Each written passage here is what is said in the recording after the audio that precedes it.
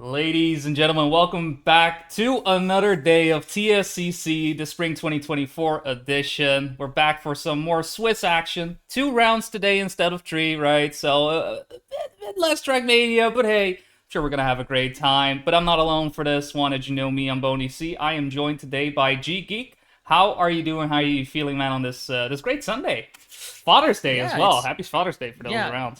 it is Father's Day, and that's actually a reminder for me to send maybe There you go. a good text to You him. should. So yeah, You there you go. should. Thank you for the reminder. But yeah, nice and sunny day actually over in my neck of the woods in Brittany. Like clear sky, not a single cloud to be seen, which is actually kind of amazing to see Hey. in this one. But otherwise, yeah, I am doing about as good as one can do. Really, we've talked about this, of course, off air. Struggling to keep the brain sane, and sometimes having a big spouts of no motivation itis that's been kind of cropping in and out. Which, dude, man, I kind of let the game aside for a few days. But hey, I'm back, and Definitely. yeah, I'm looking forward to get stuck in and witness round 4 out of 5 here of the Swiss stage as we are getting closer and closer to see the final few division splits being settled, as we're going to be sitting into this particular match of Scotland versus South Africa. So on the Scotland side, we have Palubara, Otto, Reint, and Stag, and over on the South African side, we got Trident, Nalax, Pancake Worshipper, Supermax, and 20. Yeah, so both teams having won two, lost one. So in that sense, they're very much looking for a good result in here to set themselves up for that high division. For those who are used to TSCC, how we do Swiss, how we do playoffs, it's a little bit different this time around. Instead of eliminating teams off during Swiss based on either they first get 3 wins or 3 losses. Instead, we will be playing out all the matches, and based on their result, we'll be able to divide them in different divisions, 8 teams per division, so that way everybody has a chance to play along as well during playoffs. But we'll see the top 8 happening in Division 1 next weekend.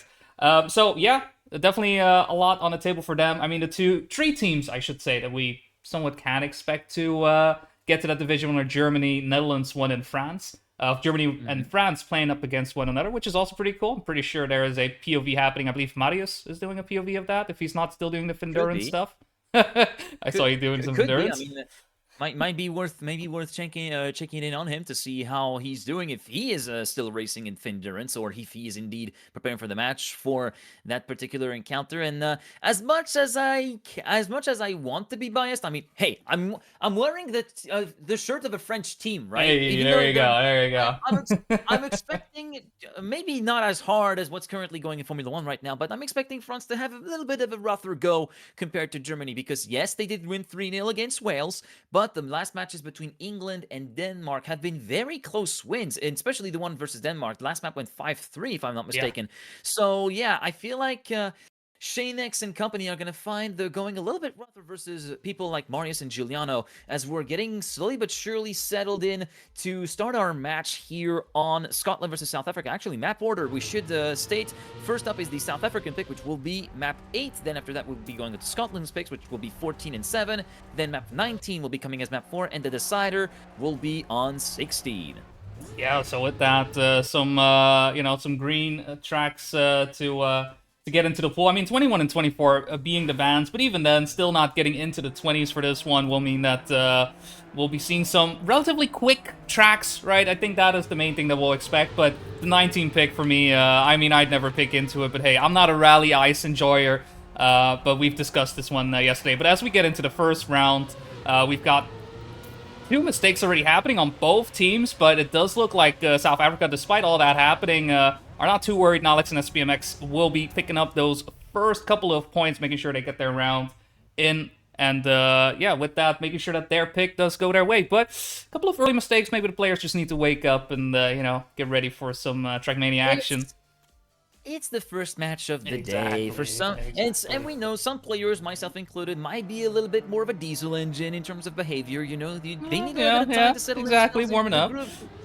little bit of time to warm up exactly before they're right in the operating window as we're going to be heading into round number 2. We did see a mistake from Steg, and one from the South African contingent as well made a mistake, but so far it's going to be right. Oh, getting a little bit too much airtime, and now also completely messing up this entry. Oh, that was a very, very heavy crush from Nalax. That's a lot of damage, as Phil Swift would say, but it would still be a point for South Africa, courtesy of a 1-3-6-20 being right in the nick of time and right in the proper position, and that will mean 10-11 in favor of South Africa. So 2-0 so far. Yeah, just really pushing it towards those last couple of hills right on this this track, and this is very much one of those tracks that, because of the short length, it very much encourages some risky behavior, right?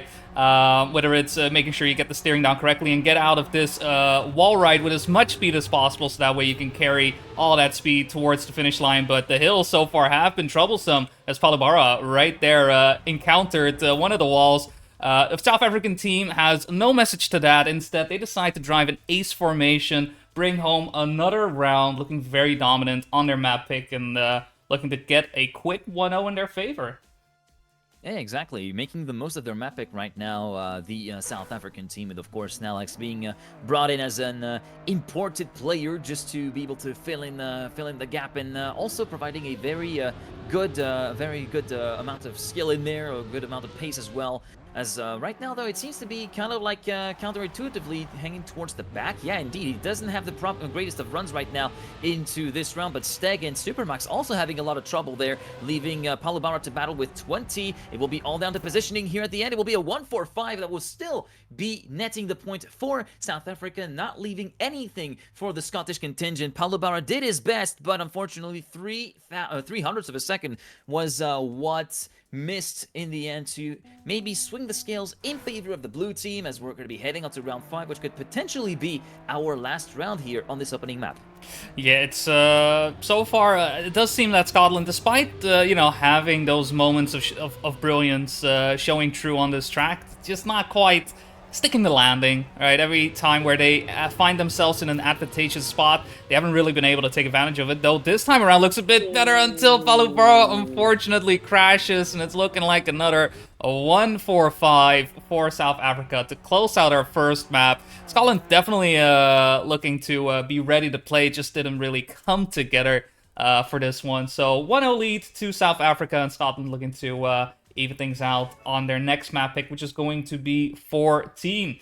So be sure to get your ice boots on. We're about to go sliding.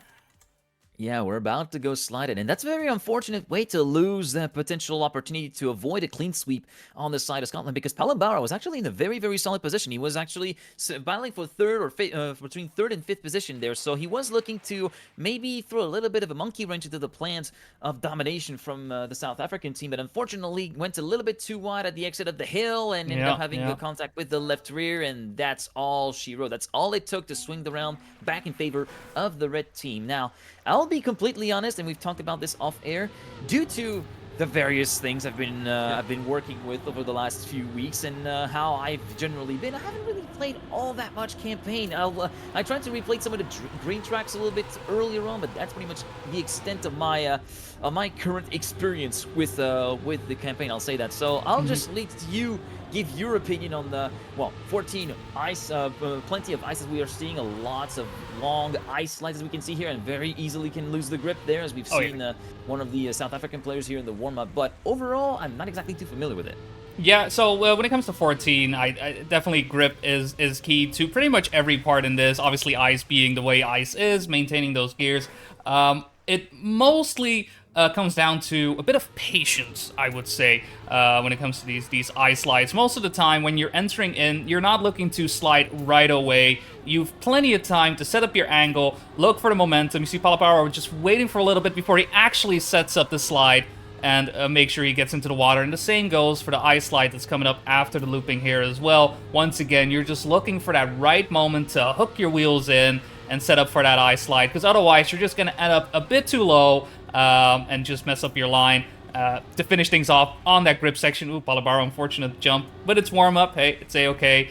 Watery wheels, get out straight, make sure you keep the grip through the turn. So a lot of it is just grip, using the different surfaces, and if you do mess up, it's gonna cost you a lot. Any mistake here, odds are players are gonna lose a second or two just because of the way the track has been set up.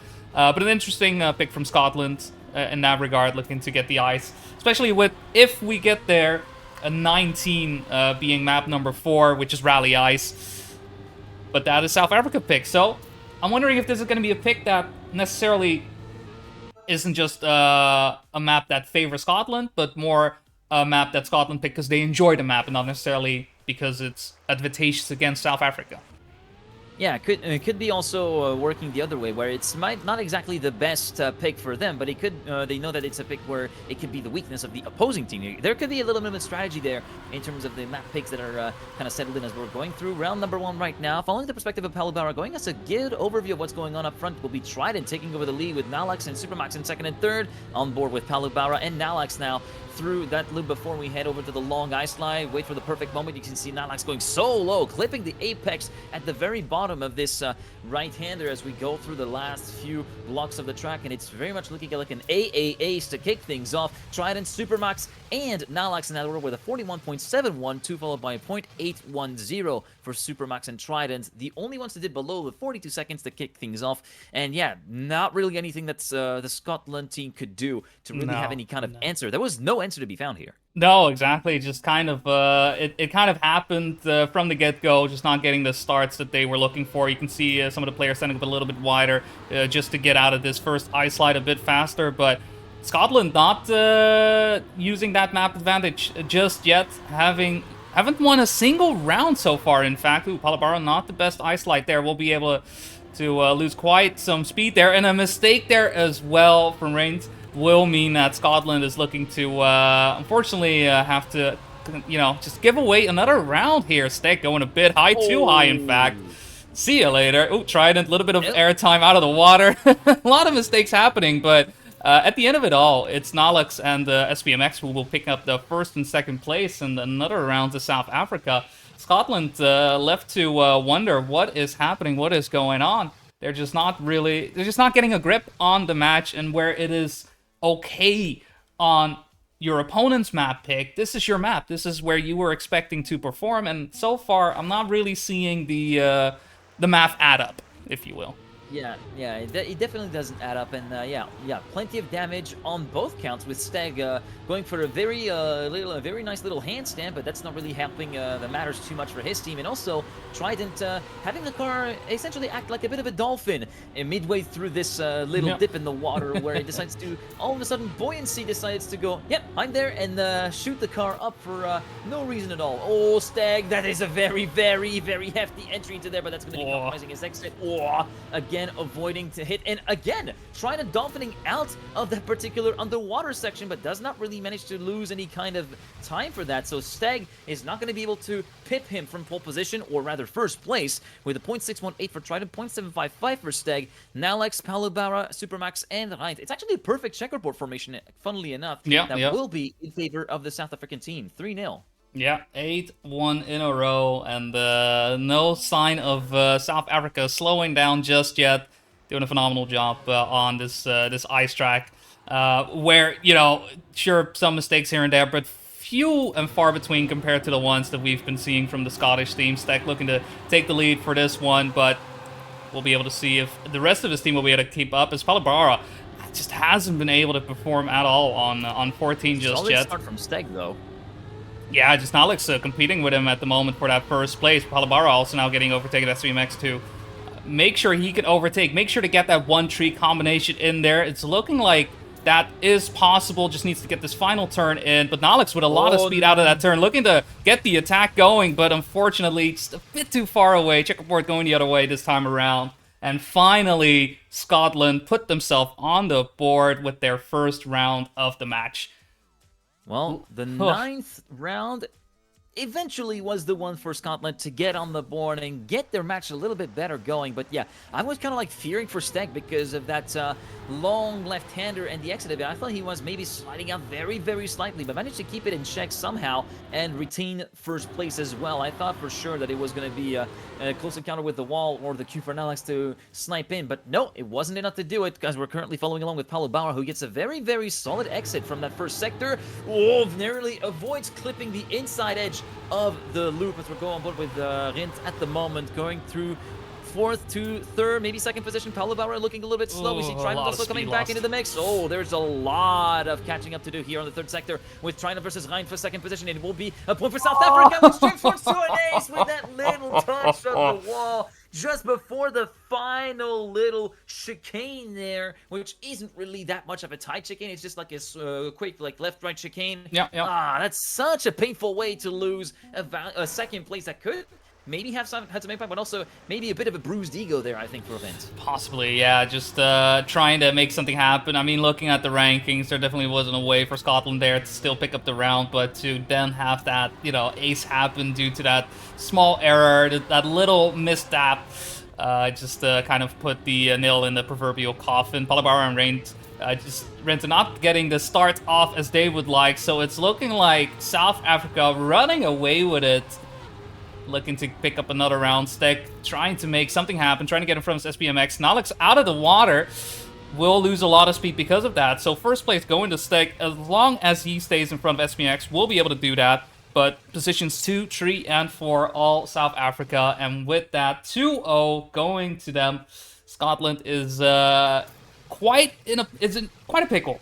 Just not just because of their map pick being lost, but just not really being able to contest with what South Africa's been able to put down so far. They've been dominating. Yeah, exactly. There's not really, they haven't really been able, well, they've been able to find an answer once to the South African team, but that was also with a little bit of chance that was on their side. But now it looks like South Africa are going back to basically being a well-oiled machine so far in this match and getting consistent rounds, basically round in, round out, getting consistent points as we're going to be heading onto our next map, which will be map number 7, if I recall correctly from the pick and bets. Yes. Yeah, map number 7, another Scottish pick, and this is very much the point of no return for Scotland. They want to keep a chance of actually fighting for maybe a promotion into the top division, but we know that it is going to be a tall ordeal, even if you do reach him due to the strength of field that will be there by logic of course, as we do go on to 07. A fair bit of wood on this map, a lot of laminated flooring here that will provide a lot of grip and can catch out a lot of people, actually. Yeah, especially when you switch to rally car. It's very much the reverse of 14, right? Where 14 was about maintaining that grip because of the ice and the water. This time around, we're giving you all the grip that you would like, and a couple of hearts on the side as well. Why not? And yeah, 07, a track that is very much one that will escalate, right? There is no point where you're braking or slowing down. You're just looking to optimize the speed from the get-go, making sure you get these gears as soon as possible. It's why we're seeing these players go for this nice wide approach on this first uphill to make sure that they have enough space and speed to pick up that fourth gear and accelerate from that point on. And not just that, obviously the wood will give you some opportunities to make some quick adjustments, right? Some quick movement to optimize the speed and make sure you get across that penalty grass as fast as possible. I expect quite some close rounds, honestly, on a track like this. Last time we saw this one, it was pretty much photo finish after photo finish. But any mistake here will cost you dearly just due to the fact that speed is everything on wood. Yeah, speed is everything, and it's very much one of those tracks where optimizations are very much going to be the key to getting towards the front end of the field, really, here, and also essentially those tricks of that little lip that you get from transitioning from wood to grass, and using that to actually get a little bit of airtime with a bit of a wiggle to avoid taking as much penalty grass as you would usually take whenever you actually just play the track like a scrub, like I do, which is basically just hop over and it will be fine. But no, this is where you lose a lot of time, as we currently see. We saw Steg get a little bit of get a little bit of backwards action going in there, Yeah, but yeah, yeah. We'll see, we'll see. I was following the perspective of Rint, was you actually Let's see where it is. describing the track, and yeah, that was basically the name of the game on those transitions over the penalty grass was just to wiggle just beforehand, left, right, or right, left, doesn't matter the order, but just to get the wheels a little bit off the ground, so you get maybe a third, maybe a third of the way into that penalty grass, so that you can retain as much speed as possible. So this is going to be a battle of who has been able to master that trickster pretty much down to a T to warrant their teams great snipes and great opportunities to score points as we're getting started right away with round 1. Yeah, round 1 coming in. 20 MP3 will be joining into the fun, so Nalex will be able to take a backseat for this one. On the Scottish side, no changes in teams. Unfortunately, only 3 players able to join in this match in particular, so same names, same faces, and a 2v2 fight happening at the front. SBMX versus Rint and 20 versus Palubara, and Palubara looking to overtake 20 right here, but unfortunately just a bit too far away. But Rint winning the fight at the front. It's going to come down to 5th place, and 5th place is going to be Trident. So South Africa picking up the lead once again. Scotland just unable to stop this domination from happening. It's heartbreaking to see, honestly, as they have been playing, quite well, but it's been, just a minor mistake there, and it's very much adding up, and South Africa is just looking so clean in that regard. Yeah, looking a lot cleaner indeed, and this time around, compared to what we saw in the previous round, we do not have any casualties to report. Well, of course, Trident and Steg were the ones. Of course, as soon as I say that, there is Renta going a little bit for a close encounter with the wooden fence, I guess, the wooden post, and thus will be leaving Palubara high and dry, battling very tough with Supermax and Trident. Steg is sitting in 4th position, making it a 1-4 potentially for Scotland. Is he going to be able to promote that to 3rd place? Yes, he will! And that will be changing the round for the better for the Scottish team as long as Rint is able to make it through. Yes, it will be an 11-10 scenario that will be enabling the blue team to get on the board here. Yeah, great approach there from Steg as well towards that Gear 5 penalty grass section. He just had the wiggle out of the wood extremely well, allowing himself to get into 3rd place and secure the win because of it. Good attack, and it's very much what 07 is all about, making sure you get those small optimizations, and because of the track, as long as everybody doesn't crash into a fence, I'm just gonna assume that doesn't happen. It's gonna come down to those minute approaches, minute changes. As we can see already, Palubara, Rinta are the 2 for Scotland who are in the top 3. 20 SBMX right now just trying to get in between, but not really finding the space available. Oh, photo finish right there as well, but it is going to be a Scottish win, but only just, as Supermax and 20 are so close to try to get that 2nd and 3rd place in. Fortunately for Scotland, that doesn't happen, and they pick up the lead for the first time in the match. Well, actually, it was Supermax in 2nd, but yeah, it was 20 that was just a few hundreds off of actually pipping the 3rd place away from Palubara, and that placement from Palubara was very much paramount to guarantee the point going the way of the Scotland team, despite the little mistake from Steg, as we do see a little bit of teleportation there from Trident, but he's still in with us, back on track, and along with the rest of the field, as we do see 20 having a very solid word in for the lead of the race, going along with his teammates Supermax, Palubara, and Rinta trying to make a stand for the Scottish side. 20 trying to go for maybe a bit of later apex. Rint managing to keep it all the way to the inside. He will be taking the round win. Palubara once again in 3rd. Great team effort once again from the Scottish team, who are taking 7 as a bit of a solace and a bit of a place to actually rejuvenate themselves and maybe take a little bit more of a stronger stance in this match against South Africa. 3-1, and it's very nice to see a little bit of a regain of form for those last few rounds. Let's see if they're able to keep the momentum going. But given how the last few rounds have been for Scotland, all it takes is just stay away from those fences, and you should be good to go. Yeah, it's the moment the consistency is there, you can very much tell that they have the pace to be able to compete here with South Africa. Steg not really able to keep up this time around, but relatively close. At the same time, though, Palubara and Rinta are trying to keep the Scottish flag high, trying to keep this win streak going. They got 1st and 3rd, but Supermax and Trident right behind, trying to just get just the slightly faster turns, but no siree, no can do. It's going to be another 1-3-6 here for Scotland, and they are set to win map number 3 here, 07. They just need to do this one more time, just get another one out there, and we'll see if they have what it takes on 19. But for the time being, looking to keep South Africa from winning the match in a 3-0 Yep, exactly. And right now it's looking like it's very much anchoring down to Palubara and Rin. Steng has been making a few like cool appearances here and there on this track, but it's very much his teammates who are really the star of the show. Steg is a little bit more inconsistent on this one, and he's counting on his teammates to kind of pick up the slack. And so far, the strategy has really paid out, as we can see a very, very tight top four at the moment with Palubara, Rinta, Supermax, and 20. As you can see, Rinta coming back from 4th to 2nd, making it a 1-2 maybe with Palubara in hot pursuit. Palubara getting sniped for 3 milliseconds by Supermax, but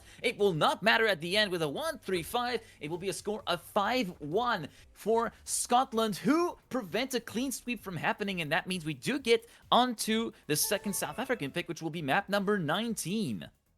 Yeah, and as mentioned a couple times already, this is Rally Ice. So 14 and 19, we got 2 ice shenanigans coming your way. Only this time around. I mean, Rally Ice is a very particular skill set in that regard, right? Very much getting that 90-degree angle on the car is just essential, and it's so simple to accidentally oversteer, understeer, because of the hills in 19 as well. We'll be seeing player setup. I know yesterday, who was it again doing the 360 no scope slides? I forgot his name. Just every single time. Getting that 360 in to make sure they set up that 90-degree angle as they want, giving themselves enough time to get through these slides. So very curious to see how South Africa will do, and if they will go for that small little cut through the trees, which is proven to be quite beneficial. Not thank you, Alex. It was Sake indeed, which was a essential skill. And I mean that was South Africa doing that yesterday against Finland, if I do remember correctly. I know my memory isn't the best out there, right? I'm getting older as we go by, right? Time moves forward. But I'd like to think from time to time I have these memories don't betray me. I've noticed the 360 from Nalax. There we go. Oh, You clip the edge of the barrier, and that's very easy to get your car launching, especially if you got reactor boost. It's always kind of fun to do this, like messing about just using the tiniest ramp to get a little bit of airtime and just take off. That's kind of like the things. Sometimes it's just doing stupid stuff like this that really brings me some joy, instead of like playing the maps the Rego way, like oh yeah. sometimes just goofing about, having a little bit of silliness is probably the little key element missing to have a little bit of joy coming back in. So yeah, it's always nice to have. Definitely. So we see Supermax just giving us a good idea on how to drive 19 here, getting a little bit of a cut in between the trees. I mean, I say it is a cut, and we have seen it proven to be quite beneficial. Beneficial yesterday. Actually winning rounds where it was seemingly just out of reach. It's very much been able to help South Africa yesterday to just get a couple of positions in where it very much mattered most, right? Where we're just talking about a singular point, and we'll see if Scotland is feeling confident about that. It's definitely not like last season's 24, if I'm saying correctly, with the reactor boost driving over everything with the cut in between the trees there, which was high pace. So obviously, there is always that risk of injury. But this time around, it's more, if you got the setup correctly, you know how to do that. You should be able to get in every single time and potentially save yourself a couple of tens. Yeah, okay, that will be very nice to follow along, as we do see Trident coming back in, I think. Okay, so Supermax, Nalax, and it was 20. Okay, 20, so yeah, Trident actually moving onto the bench. Yeah, 20 is indeed on the track, and still the same old lineup for the Scottish team, as we do see Rent going way too wide, actually heading into that Banks left-hander, so he will be losing out a lot of time. Same for Stag, having a very slow exit from that ice slide, so he will be dropping down to 3rd, and right now it's 20, and now Supermax looking very good. Stag a little bit of a contact, and he will be reactor boosting on his side to a halt, and in the meantime up front it will be a 1-2. Almost. It is a 1-2, 3, 4, 10 milliseconds. Nalax just going for the full inside line at the finish and managing to post a 5:02 versus a 5:12 for Rins. That is a solid snipe. By all accounts, it is a very solid snipe that Nalax just made, and so it will be an ace to kick us off for South Africa with the 1-0 score. Yeah, and just making sure that they are able to just get their foot in the door on their own map pick is always important to make sure you've got the confidence going. They already are driving a great match so far. And with some errors happening on the Scottish side for round number 2, it's definitely looking like it's going to be a 2-0. Only Palabara at the moment for Scotland to try and do some damage, but what damage can there be done when you've got Supermax, 20, and Alex coming in first, second, and fourth? So another round posted, another one in the pocket. They just need 3 more to take the match their way. 7 may not have gone the way they would have liked, but hey, they already had that counter on 14, so they keep driving like this. I Yeah. don't see Scotland doing a lot. And a track like this, honestly, Yeah, yeah. it's very, very hard to hope for mistakes.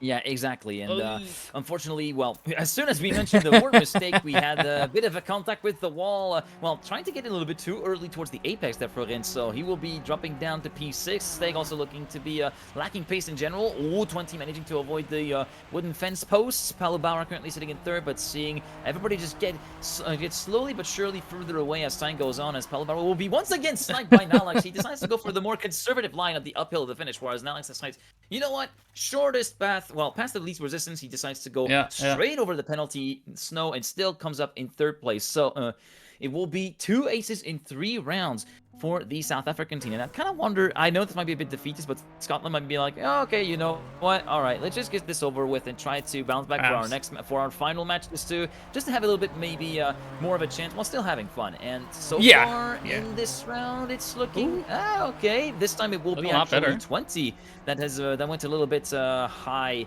in that banking left-hander on the ice slide, and so far so good. We do see Supermax currently sitting in first. Nalax sitting ready in third place, maybe looking to get another snipe going on Rent, maybe. Rent looking a bit slow, but it will be checkerboard in fate. Well, I think that might be a draw. It's 5-3-2. No, it's a 1-3-6. Okay, sorry, I got a little bit messed up, because sometimes on teams it can, once you go past 3v3, it can get a little bit of messy in terms of calculations. 5v5s especially are probably it's brutal. It's hard to watch, to keep an eye on what's going on, and at the same time, as you mentioned, right, just the math happening in general will definitely lead to some confusion. But that one, because of that one tree in the pocket, just a singular point was able to make it happen. And so with that, South Africa on match point, just needing to get one more in the pocket. They have lost Supermax along the way, but Nalix and 20 are still in the top 3. Palabara, though, making sure to hold on to that first place. Nalix going for the cut in between, but this time around, it's not going to be able to get that little bit of time that he was able to, trying to save in his favor, and it's going to be not just over just yet. Another round, another chance for South Africa to win the match, but for now, Scotland just barely staying out of the clutches of defeat with that round win. Yeah, barely managing to hang on and squeeze out one more round at the very least here on 19. This time it will be a great start for Supermax and 20. 20 decides to go for a little bit more of a all-around wider line, but gets a solid exit compared to Nalax. It was looking very slow on the exit just before that little hill jump there, and it will be Palubara left all on his own, trying to contain to both Supermax and Nalax, which is going to be a very tall ordeal. Palubara managing to stay in second place all the way through, but it will be 20 guaranteeing the win for the South African team, with Supermax and Nalax in third and fourth, and it will be a GG on a score of 5-1 here on 19, and with an overall score of 3-1, it will be the South African contingent taking the W over Scotland. Yeah, and with that, they so far have gotten 3 wins in the tournament. Definitely a great result. Looking to solidify a position in the top division because of that. As usually 3 wins is enough to get you in playoffs. This time around, we were working with division, so we're looking at most wins moving on to top division, and then lower wins go down lower divisions, and that way we'll divide everyone out, each of the 21 teams competing this time around. But GG's to South Africa there, and looking forward to see what they'll be able to perform in the future. Scotland having a bit of a troublesome match, right? Just unable to really get into their own on their map pick 14. 7 was looking a lot stronger, but outside of that, it just perhaps seems like it kind of was done at the pick ban phase, looking at the way the matches played out. Yeah, pretty much. And I know this might have been a little bit presumptuous, maybe a bit presumptuous to say that for me, but looks like Scotland might be trying to get bite a bit more than they can chew, in a sense, where South Africa are looking to be a pretty much prime contenders to get locked into that top division, whereas Scotland, it was a bit more of an oddball shot, let's say that, maybe a bit of a game of chance being played. And yeah, unfortunately, they were kind of on the wrong side of it. Well, of course, they weren't really able to get any kind of word in edgewise versus the pace and consistency shown by South Africa. So really, it was kind of an expected result, maybe, if you kind of looked at maybe the player performances here and there. Maybe there was an off chance again, but here it didn't materialize. No, and I'm just looking to see what is happening in general for other matches. We've only had one match finish up, which has been England versus Netherlands too, and England who had a bit of a rough day yesterday, actually ending their day with one win, two losses. Looking to finally break that streak, beating Netherlands 2 with a 3-0 victory, only dropping 3 maps on 23, and after that, dominating over Netherlands 2, which obviously, I'm not too happy about. But at the same time, I was somewhat surprised to see the English squad be at that 1-2 position, but that's Yeah. really just been because of the teams they've been playing against, and every one of their losses has been a 3-2 loss, right? It's just been very, very close, and sometimes that's just how Yeah. it goes. Sometimes that's how it goes. Yeah, sometimes it's just how it goes, and it's more of a. I guess it's more of a case of kind of coming back on the saddle, maybe for England with that result, trying to shake off the result from the previous day and get themselves a bit of a better in a bit of a better mindset to compete for the last few rounds of the group stage and trying to stay within that top 7 that will be guaranteed to get into the top divisions, because it will be 3 divisions of 7 teams that will be then created to play into a double elimination bracket format next week. And yeah, I'm kind of looking forward to see how that goes on whenever we actually get to that stage. I'm just trying to find if we can see, because with those 7 teams, looking forward to that, who can we look at right now to perhaps give us a bit of a idea on what's happening in the rest of the matches? I mean, I'm quickly picking into Well, I Vita's guess POV, let's see what's happening well, there, but there's a lot of matches still ongoing, right? So, and if you are curious yep. about which matches are happening, obviously you can check out Discord, right? Make sure to join that, if not just to watch, but also perhaps to compete in the future. But also all the POV streams, at least that have been posted there. I hope you guys posted it there. Will be found there, if not just via Twitch, right, through the Trackmania directive. Yeah, I'm Any just trying 09, to enjoyers. I mean, I don't know about 09 though. Like, mm, yeah, I'm yeah. just trying to look if there are any other results that are posted, but no, there's No. just the England Netherlands 2 and our match South Africa. Well, I guess we can try to check in on match number 5, which should be Finland versus Norway, match of the Ooh, yeah, yeah, Scandinavians. yeah. I wonder if it's still ongoing. I Let's have no idea see. what the score is. So Yeah, that's part of the part of the fun. This is usually when you get a match done quicker than the other matches. Yeah, you just end up, all right. Well, what's happening? What's happening on the other side, right? Who's doing what? That's France. It's Germany too. I see a lot of POVs happening. So if you are wondering, like, hey, what's happening with Match X? There is definitely a place to find the action. So be sure to check that out. I'm not seeing any Danish or Norwegian. Oh no, they're the Polish Dane. I see the Polish Dane, but that's Denmark, Netherlands. the Wait, what? Polish No, the Polish I'm looking Dane. for Norway, Finland, Norway, Finland, Finland. No. I have actually joined the server. They're currently in the warm up for 16 on the server I'm in for Finland versus Oh, Norway. all right. Well, then we can jump in. That And sounds it great. yeah, and it looks as though Norway is working with a reduced lineup. Well, I only have 3 Norwegian members. We got Sinks, we got Anti Baguette and Dumle that are on the server. With over on the Finnish contingent, we got Marmeladi, we got Mika Skov, Wufeli, Sake, and Alexi. All right, well, let's make sure I have a couple of seconds before everything is set up. Oh no, Yeah, let me 13, doing 13 production seconds. things, production things. Yeah, production things. Oh, Uh, yeah.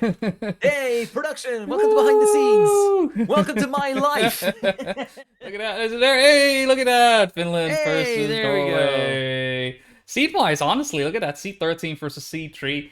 Because yeah, Norway has definitely some great results in the campaign in general, right? I'm not quite sure what the overall score is at the moment, but 16 getting ourselves 16. onto the Okay, grass. so that means we're on a 2-1. We don't know for Yes, which team, but it's a 2-1. So we are exactly. currently on the second Norwegian pick. And then after that, if we do see whoever was down one map, if it wins it, then it will be 11. That's Yeah, that's the way we're just gonna roll with this. yeah, yeah. I mean, I'm just gonna make it 1-1 at least, and if somebody comes in like, "Hey, it's 2-1 for them," then I'll just get corrected. That's the way I do things usually. Yes. Well, in the But meantime, we good. did see, whilst we were actually trying to settle ourselves in the groove, we did see the Norwegian team actually driving a pretty convincing round so far, especially from Andy Baguette, clocking in at 42-7 and leading an ace for the Norwegian team. So it will be the red side leading 1-0. Yeah, solid performance right there. 16 has definitely been a map pick from them a couple times already. We've been last time around we did see them perform quite well here, and so I'm not very surprised that this is the one they're going with. Not sure how the grass is feeling on the finish side right now. We do see Marmelade, Woofley, and Mikkelskov keeping up the pace, making sure to keep Norway honest here, and Dumley and Sinks just taking different lines there as well. I think Sinks went a bit too high there. We'll be sliding out and falling behind, and it's looking favorable for Finland. Definitely not as dominating as we saw during round number 1. Dumley and Marmelade, though. Tough fight between the two. Let's see if we can get the bird's eye view. There we go. Dumley does have the lead at the time being. Marmelade not as much speed out of the plastic. Will pick up the first place, but where's the rest of the team? Unfortunately, 5th and 6th, so it will be a Finnish victory.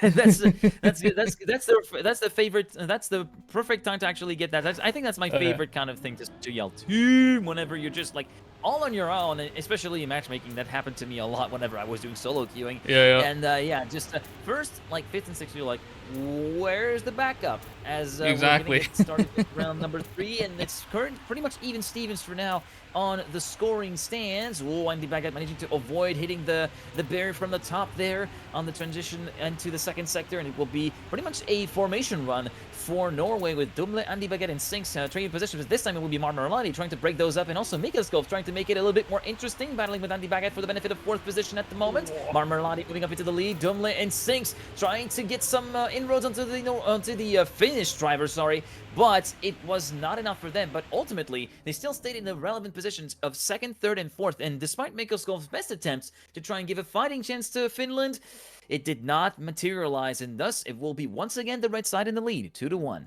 Yeah, a bit of a role reversal in that regard. Marmelade getting a lot of speed towards the halfway mark. This time around, maybe even more favorable as we see a early mistake coming in from Andy. So Norway left to fight with 2 players at the time being, Dumle and Sinks, who are in top 3 for now. So definitely a situation they want to find themselves in, knowing that they are down a teammate. Woofley, though, wanting to get some headway in, but unable to match the line that Sinks is putting down, and in fact overtaking Mikkelskov at the same time as well. Great performance from the Norway player as Finland is just left to look at what's going on. They already made a mistake early on. We surely can do something about this, but no can do. Unfortunately, it's going to be a simple 1-2 combination from Norway to pick up another round in their favor. Doing a phenomenal job here on their pick. And while we do see that, in particular, Marmelade is doing a great job here on 16, and Mikkelskov and Woofley trying to support, it's very much looking like Norway has made the right pick here. And while we don't still know who is in the lead in the match right now, is it Finland?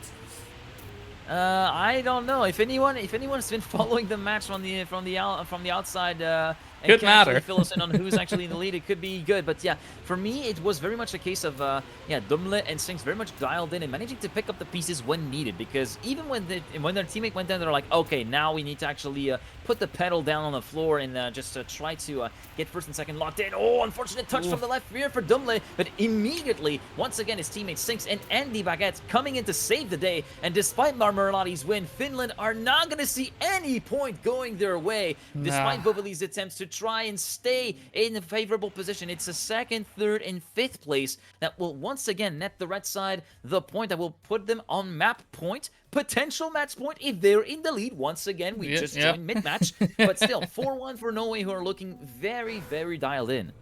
Yeah, it's I mean, that's what it's nice as well about team competitions, right? It's not necessarily about just being the fastest player. It's about doing it together as a team. And where Finland was already down in this map in particular, early mistake there coming in as well from Mufli does mean that Finland is left to grasp at straws and hoping for perhaps some error on the side of Norway, but Damle Andy Sinks all in top 4 right now, all set up to win this round, win this map, and potentially the match. We're going to have to ask in a little bit, but Marmelade left alone at the top, wondering where the rest of his team is. And Dumley does get the overtake in the end, so regardless of the situation, even if there was support, that's still going to be around for Norway, and with that, map number 4 going their way. I see GG's, but GG's don't say a lot. Yeah, they don't say a lot for now. Unless they're followed by a good luck for the rest, then Yeah, you know the match has ended. exactly. But yeah, that overtake from Marmerlati, that overtake from Dumle on Marmerlati was prompted by I think Marmerlati basically just clipping at the very top of the plastic cube that's at the edge of that at the very end of that you know, swaying chicane there, swing chicane that goes on the plastic, Yep. and that was enough of a discrepancy to allow Dumle to just sneak in at the very last minute to get the point on the board for sure for the Norwegian team. But it does look like it was a 2-2 situation after all, because we are switching over onto 11, which is the decider map as picked by the randomizer. Yes, RNG has spoken, and 11 is the place where we will determine who is the best of the Nordic lands, at least between these two. Denmark being in a different match. Not quite sure how they are performing at the moment. They are playing up against, and I need to double check, I believe Turkey was my idea. No, Spain is playing against Turkey. They're playing against Netherlands 1. Oh boy. I feel bad for Denmark. But who knows, right? Maybe they won. Maybe they're doing great. Let's see. Let me refresh. It's not over yet. It's not over yet. So any Danish fans still, you know, hopefully feeling good, but, you know, unbiased. It's going to be Netherlands 1. Clearly, easy clap, you know, like, not, don't even try. What? But it's not what's happening now. What we have is Norway, Denmark, and 11. I don't think players will go for the cut. We are allowing cuts, Yeah, just to FYI, but yeah, I don't think so. I don't think so. Yeah, I don't think the cut is gonna happen on this one, Chief. This is one of the tracks where I actually saw Granari basically discover the map and also like try to do a little bit of hunting afterwards, and then I saw the cut and I'm like, nah, bro, I can't do that. Even like if Granari cannot really do it, then I as a schmuck sure as hell can't do that. Like that's it. There are some cuts that I enjoyed doing on previous campaigns. Like for me, the most fun one was doing the 20 cuts, because especially pulling those in MM, because well, you kind of have to do that, but it's always like satisfying to hook up. Here it's just like, nah, I'm kind of like, nah, it's just I don't get the feel for it. There's just no ways around it. I'm just checking real quick as well at the same time, because I found that cuts in general in this campaign haven't been as much as the previous one. Previous one has been a lot. But just looking at results real quick, we still, despite this being on a 2-2 map, right, that we just joined into, still a lot of matches are ongoing, and we've only had one match finish up in the meantime, which was France versus Germany 1. Germany won, picking up the win there with a 3-1 victory. So, so far, Germany undefeated. France suffering there first, so they will be 3-1, whereas Germany is 4-0 so far in the Swiss. So only Netherlands won, the only one with the potential to have that perfect streak. And would mean that Germany and Netherlands 1 will be facing off against one another in the end. But that is enough about what's happening on this side. What we have for you right now is the concluder between Norway versus Finland.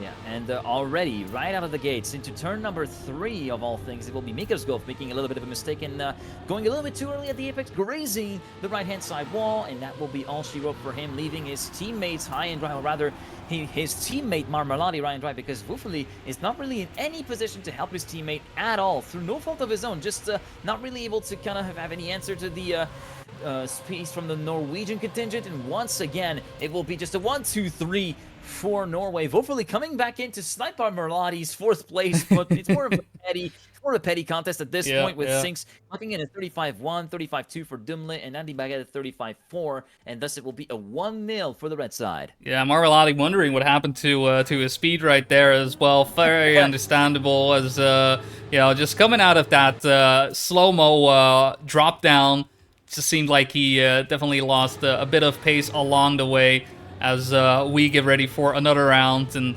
hopefully we'll be able to see Finland perhaps rally themselves forward. Unfortunately, as I say that, Mikkel's Golf does hit the side of the wall right there. It's going to be a 2v2 at the moment, though, at the front between Dumle Sinks versus Marmelade and Woofley, and Norway does have to lead. Dumle first one true, the gates going down into the finish on first place. Second and third, ooh, was close between Sinks and Woofley. Unfortunately, the camera on this track is horrible. But And Sinks and Marmelade, same times, but Sinks picking up the downside of it all. But even then, didn't really matter, right? Despite that high time. Yeah, exactly. And yeah, it's a very funny that I do see the second, like, in two different disciplines, two drivers driving the exact same time.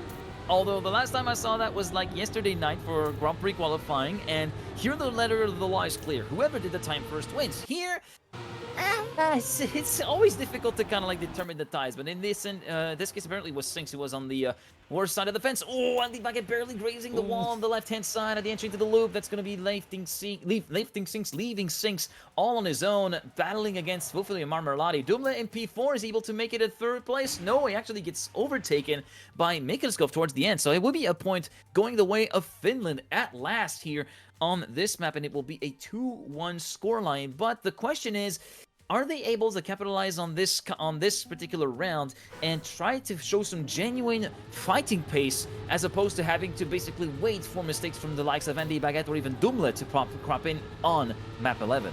Yeah, it's definitely something you don't want to be counting on, right? A mistake here and there is always nice to go in your favor, but Norway has been looking a bit too solid so far to be able to, assume that is going to be the case. And right now, they are flying an ace formation, solidly in the lead as well as first, second, and third. All Norway. Oh, look at the cut. Oh, Woofley with a crash. I mean, he tried valiantly, but unfortunately just did not quite make it.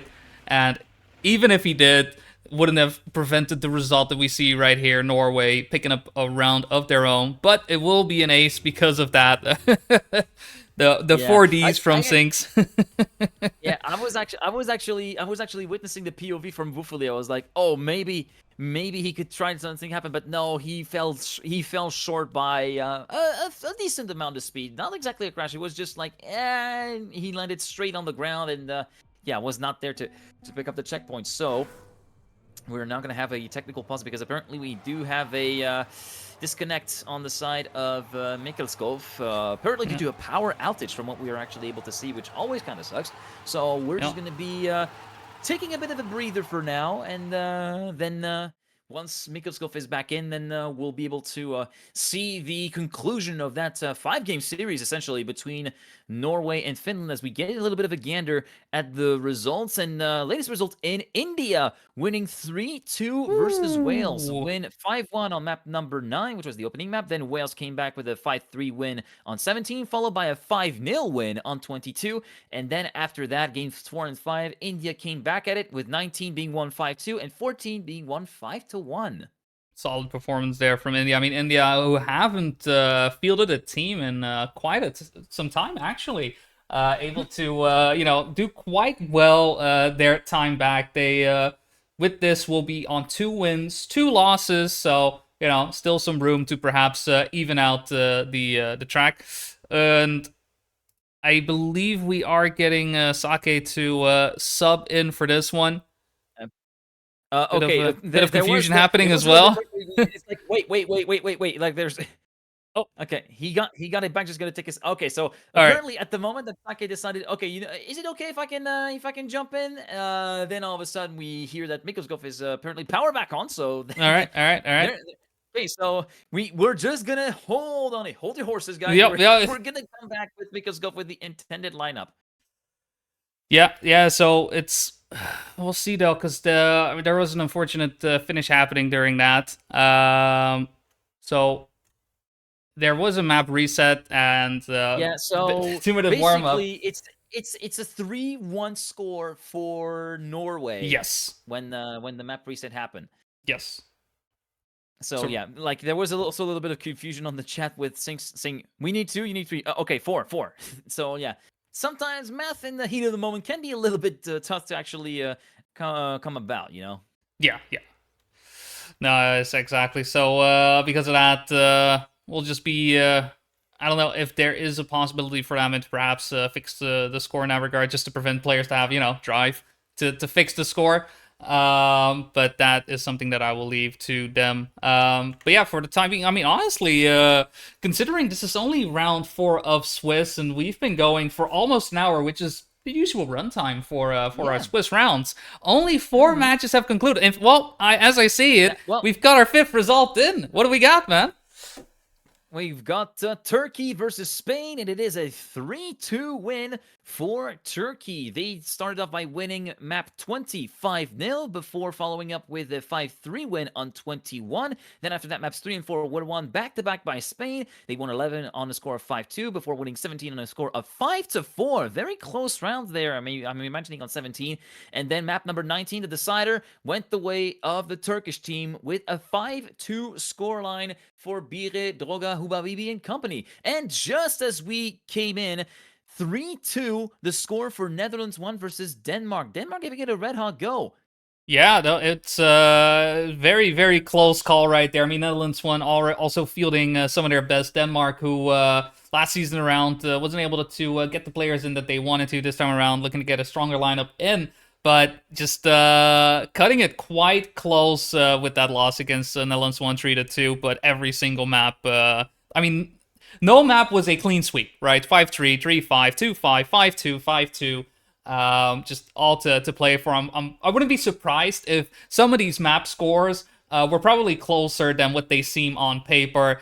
But a valiant effort from Denmark. But that does mean that with that, we have 2 teams who have a perfect score so far, which is Germany 1 and Netherlands 1. Both of them on 4 wins for the time being. Players are done with their warm up, just setting up the score back to 3-1. Or No, just playing it I from think 3-1 we're up, live. probably. Yeah. Because we know we're the live. score. Apparently, it's been acted that Sake is driving, so this is All right. effectively live that we're currently witnessing. And Vufeli having made a very, very solid start, and yeah, a bit of a shaky restart on the Norwegian contingent. That is for sure. With Sinks and Bucket being the only ones at the finish line. Well, Dumle finishing in P6, but it will be a 1-4-5 that will be doing a great deal of benefits and a great deal of good to the Finnish team, as they're currently managing to bridge the gap back down to just 1 point, 3-2. Now still in favor of the Norwegian team, who are no doubt maybe a little bit unsettled by that unfortunate breaking proceedings due to the dropout of Mikkelskov. But yeah, it's going to be all about shaking that off and just try to get back into the groove as soon as, and try to get this over with as soon as possible to try and serenely prepare the next round of matches. As we do see Andy Begin and Sinks just running toe-to-toe, tending this together hand in hand, as we do see Vufeli once again trying to go for the cut. Doesn't really make it happen, unfortunately. Once again, 2 for 2. It's not really making it happen. So Sinks, Andy Baggett, and Dumle back with an AAA's formation. 152, 238, 268, and thus we are on match point for the Norwegian side. Sake, Marmarade, and Vufeli have their backs against the wall. They need 3 back-to-back round wins to turn the tide. Yeah, and perhaps this sub in from Sake is going to make the difference, but I mean, looking at that previous round, it doesn't seem like Norway, while perhaps a little bit shaken up, have the pace to get down to it. Unfortunately, Andy just setting up a bit too wide on the first roadblock, and because of that, will be dropping down back. And Finland, because of that, having some potential counterplay in their favor. Dumle and Sinks, the only 2 Norwegians at the moment in top 4.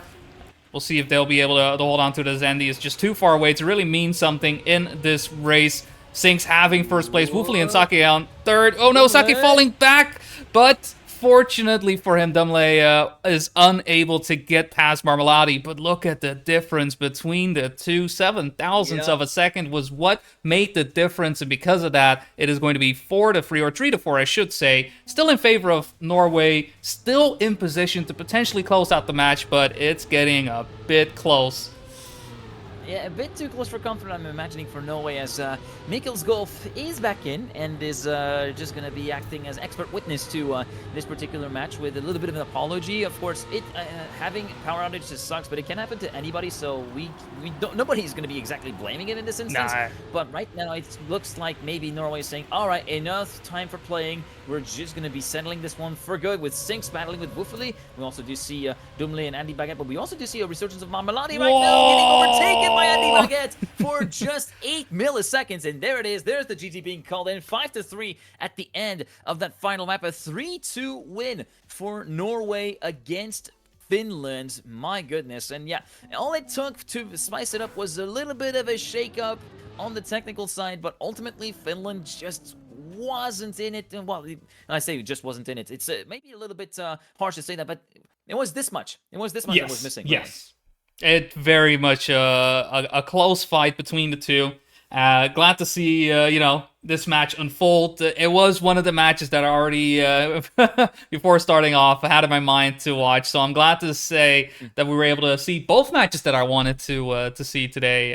Where we initially saw Scotland versus South Africa going away to South Africa, but now this Nordic duel between Norway and Finland, and Norway saying that they are the better Nordic country this time around. I'm sure Finland will rally back and find another way to counter that, right? To keep that rivalry alive. But yeah, a great fight to close out the round on that regard. Just looking to see what else we have in terms of results. Is Greater Ireland versus Netherlands 3 is concluded. Romania versus Germany 2 and Estonia Netherlands 4. Those all have concluded. And 2 out of the 3 have been close.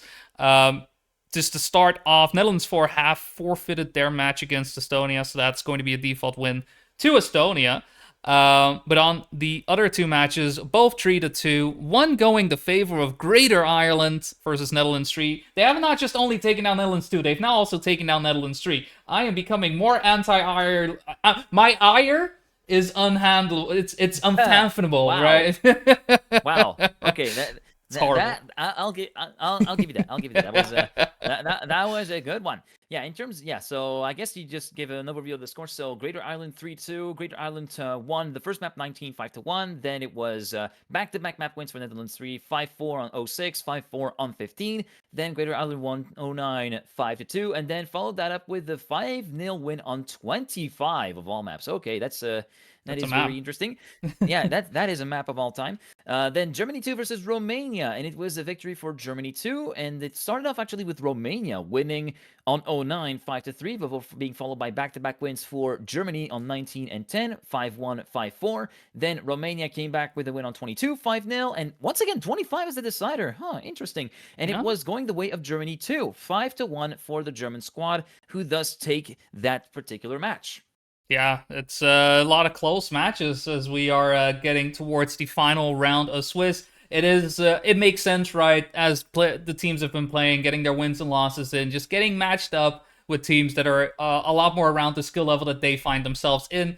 That's just the way the cookie crumbles. So we're just going to be tabulating some match results. So in the meantime, I will regale you all with some nice, sweet musics, a nice BRB screen while we make sure we see what our next matches are going to be.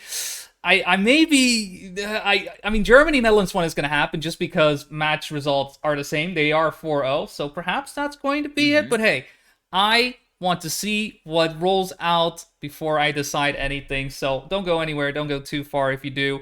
And we'll see you all in just a little bit for our final round of the TSCC Spring 2024 Swiss.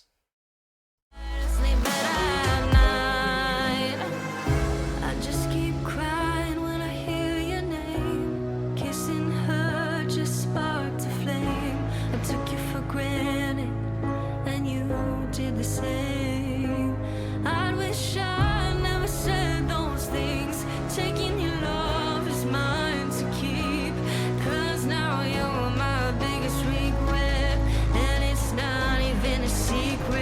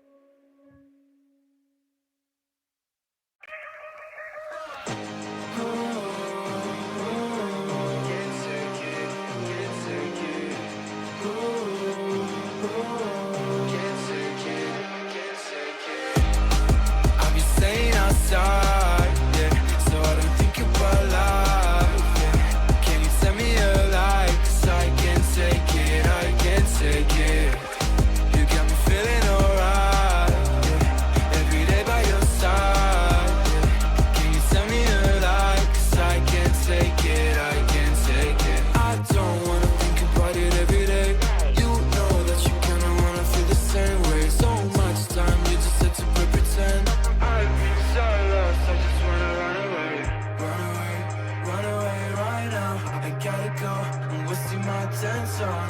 You've been on my mind. I could touch the sky. Starlights, I'll be running up and down, trying to think about you all the time. I don't really need to apologize. I know, but you like it.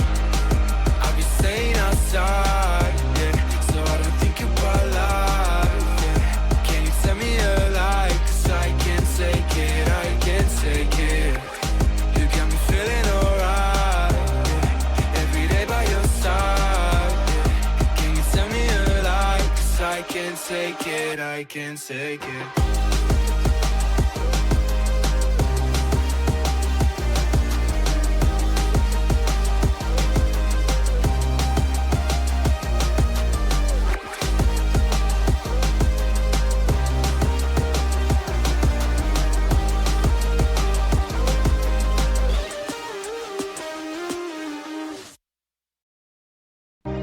Every day I want your touch, and every way I can't give it up. Anything just to feel the rush. This just ain't enough. Oh, will you be my ride or die? Oh, we can do this every night. Oh, yeah. Will you be my ride or die?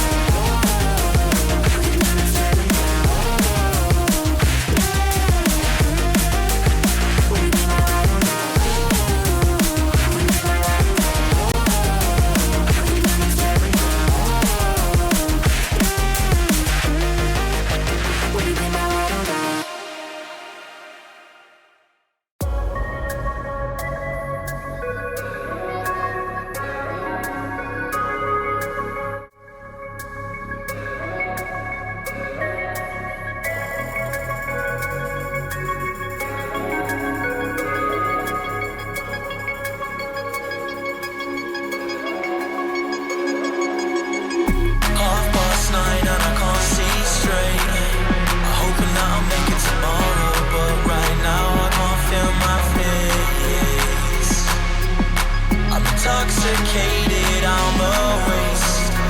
Hoping I can drown the sorrows, but I love that bitter taste. So I'm addicted to you. Visions of you. Come closer, closer, closer, closer. Come closer.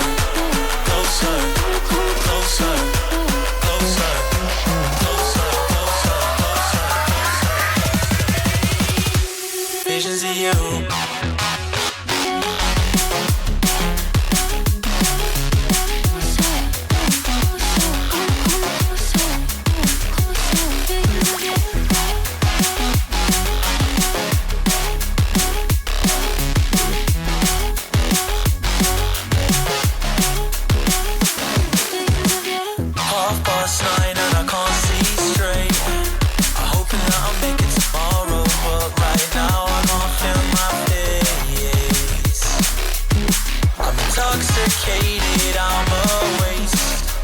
Hoping I can drown the sorrows, but I love that bitter taste.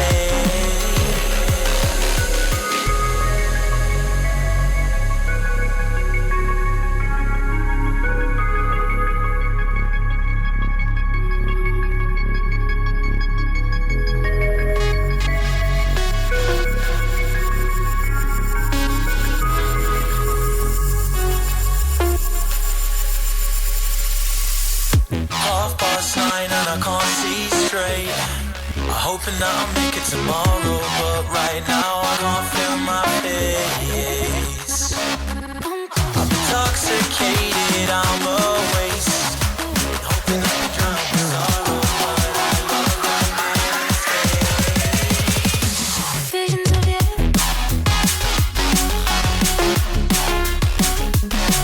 Come closer.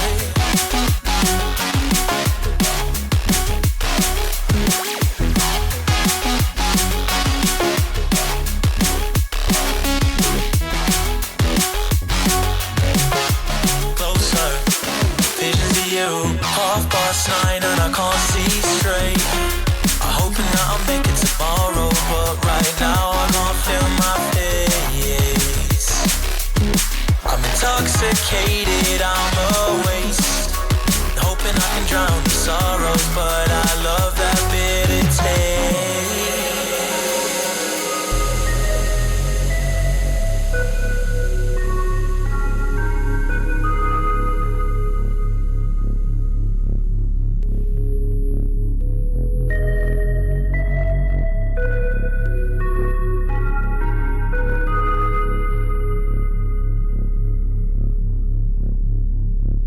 Visions of you.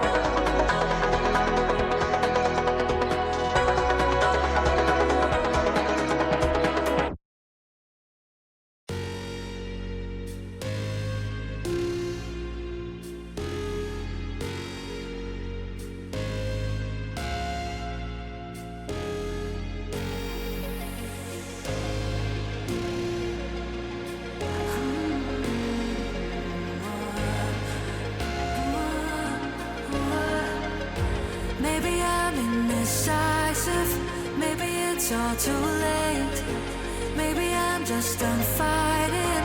Maybe, oh, maybe I'm indecisive. Maybe it's all too late. Maybe I'm just done fighting. It's all too late. It's all too late. All too late. It's all too late. Maybe I'm crazy. Maybe I'm falling down. Maybe it's me in my head and I can't get it out. Maybe I'm crazy. Maybe I'm falling down. Maybe it's hazy. Oh, I almost touched the ground. Touched the ground. Oh, I touched the ground. And we are back for our final round of Swiss here at the TSCC Spring 2024. And hopefully another set of great matches will be coming your way. This is pretty much the decider for a lot of teams to try and get into those top divisions. But I'm not going to try and tabulate those things in my mind. We're just going to see the results as they come and hopefully get some close rounds in. But we've got coming up France versus Turkey. So, feel free to get some bias in, G-Geek, if you would like, because it's about to go down. I mean, I'm gonna see. This is kind of a lineup that I'm not really too familiar and with. Even though there is one name I do recognize, that of Dark62, which I do see from time to time in competitions that I cast. Of course, the play from Team Loading. But otherwise, this is a bit more of an unknown variable for me because, I haven't really followed all that much the TSCC, and I'll be completely transparent with you. And this is something I'm really willing to discover. So, Shamal, Arrow, ASC Chicken, Dark62, and Shanex, who are going to be representing France and flying the tricolor as high as they can, versus Turkey with players that I have some familiarity with of course the one and only Bire, who is going to be playing alongside Droga, Hubabibi, Huzo, and Corki. And actually, Hubabibi, Huzo, and Droga are actually people that I do know from the Trackmania Middle East Africa Masters from the last few seasons. And I've had the pleasure of actually covering those kinds of competitions. Droga, of course, one of the main organizers, and Hubabibi and Huzo among some of the key players. Huzo, of course, who tried to go all the way to the World Championship along with Ignite. I remember casting the World Championship wildcards, and that was probably one of the best feel-good stories, even though it didn't exactly pan out the way that they would have wanted to try and go through to the main event, quote-unquote. But still, like, Huzo, definitely one guy you should keep an eye out on. Definitely. It's just looking at the players in the lobby as well. It does look like Corki won't be in the match at this time, at least from what I can see, for the players who have joined. So Turkey will be down a player, but even then, 4 names that definitely are not to be trifled with. When it comes to the maps that have been picked, we will be kicking things off on 19. In fact, the first map pick coming in from France being 19. Interesting choice in that regard, bringing some more rally eyes to you all. 24, being the second one from France, which will be coming up 4th, and smack dab in the middle, we're going to have 14 and 21 from Turkey. So a nice broad, perspective of all types of skill sets to be used, and surely will be favorable in some way. I know 21 was one map that we actually caught yesterday, where Turkey was playing up against Netherlands, and we saw Hubabibi there just do such phenomenal driving right there. There were a couple of mistakes here and there at his end, but he was simply zooming through that one, so I'm not too surprised that is the one they went with. Our random map is going to be 18. I think with the maps that we have, I think that fits perfectly well in what is to be expected from these players. All right, well, I think we can just head over to the game perspective, because we do see that we have all the players in there on the server. Well, I say all the players, everyone that's able to partake in there. We got Birdie trying to get some rounds in. It looks as though we got Huzo as well. Huzo's actually moving up the bench, so it looks like the starting lineup for Turkey will be Droga, Hubabibi, and Birdie, whilst over on the French side, Arrow is going to be the one that's sitting this one out, leading Shanex, Shamal, and Dark62 contend this opening map then. Trying to figure out my hotkeys in the meantime, because obviously this is what Trackmania does. You're spectating players, I'll just assign them to random numbers. Good luck guessing. Yeah. Yeah, that would be too easy to just assign. Okay, bottom row to one Yeah. side, top row to the other side. No, No, sorry. that would be way too easy. That's how it And goes. this But is yeah. and this is where we take stuff like the CP Live whenever we do like the totem that we get for like clickable stuff.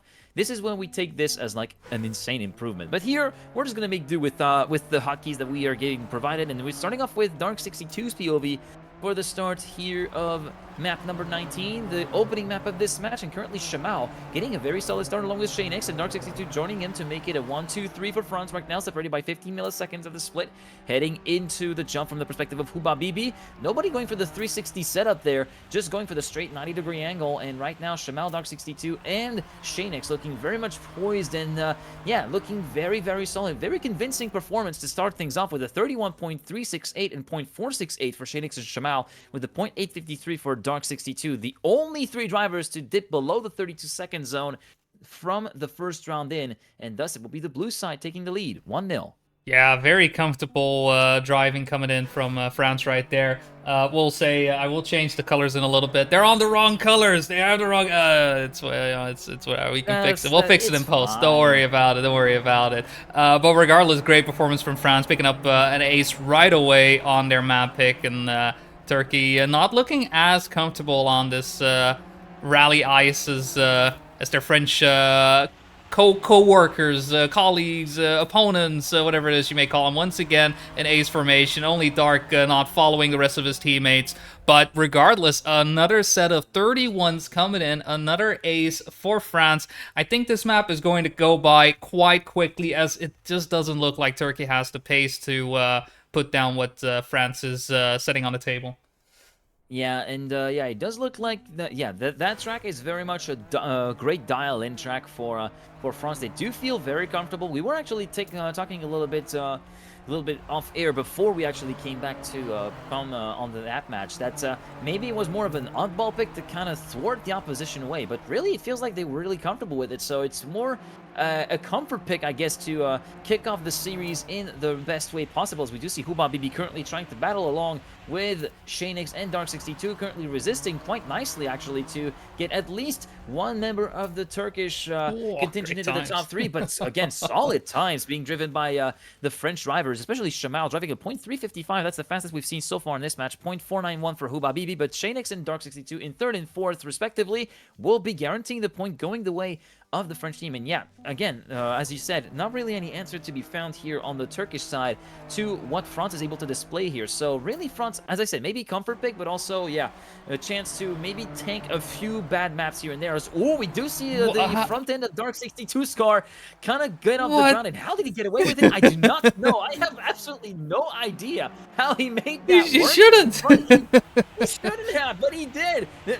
You know what? That's because it's a Clio Maxi. That's why he's able to make it. And that's a French car, French driver. It all clicks in. It all works out. Yeah. Oh no, that's a hefty crash for Shamal, but it doesn't matter because Dark62 was even able to overtake Birdie at the end to make it into a 2nd position. So Shanex and Dark will guarantee the point 4-0 going the way of the French team. Nothing but breadcrumbs, not a single point going the way of the Turkish team as we head into the 5th and potentially final round here on this opening map. Yeah, they are, you know, in the leaving them no quarter in that regard for any Darkest Dungeons fans out there. It's very much just taking what is seemingly theirs, and 19 is very much a French map in that regard. They are just taking round after round after round, even with, you know, some errors happening. They just have this overall presence here on the map, and Turkey just unable to contest. Once again, Shamal taking the lead with Shinex right behind. Dark coming in 3rd place,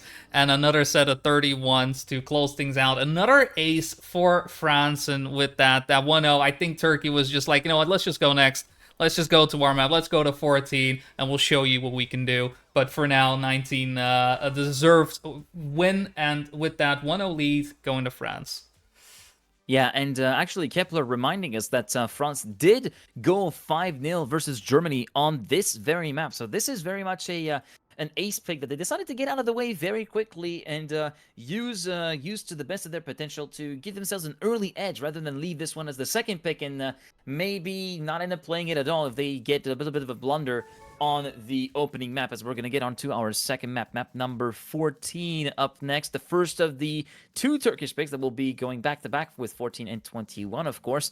And yeah, this is going to be now probably the one where we see the match start back up for Turkey, as we've already seen this map actually a little bit earlier on the match between Scotland and the South African contingent, where we did see Steg trying to get some words in, but it was not really a nice one for the Scottish team, was it? It was more of a show of superiority, especially from Trident and Nalax, if I recall correctly, who were very much all over the shot. And yeah, also a map where I kind of wondering who is going to be dolphining out in the final sector, which we've seen Trident do plenty of times over the course of the last few matches. But again, it's a very different set of variables that we're working with here, so I just want to see how this goes.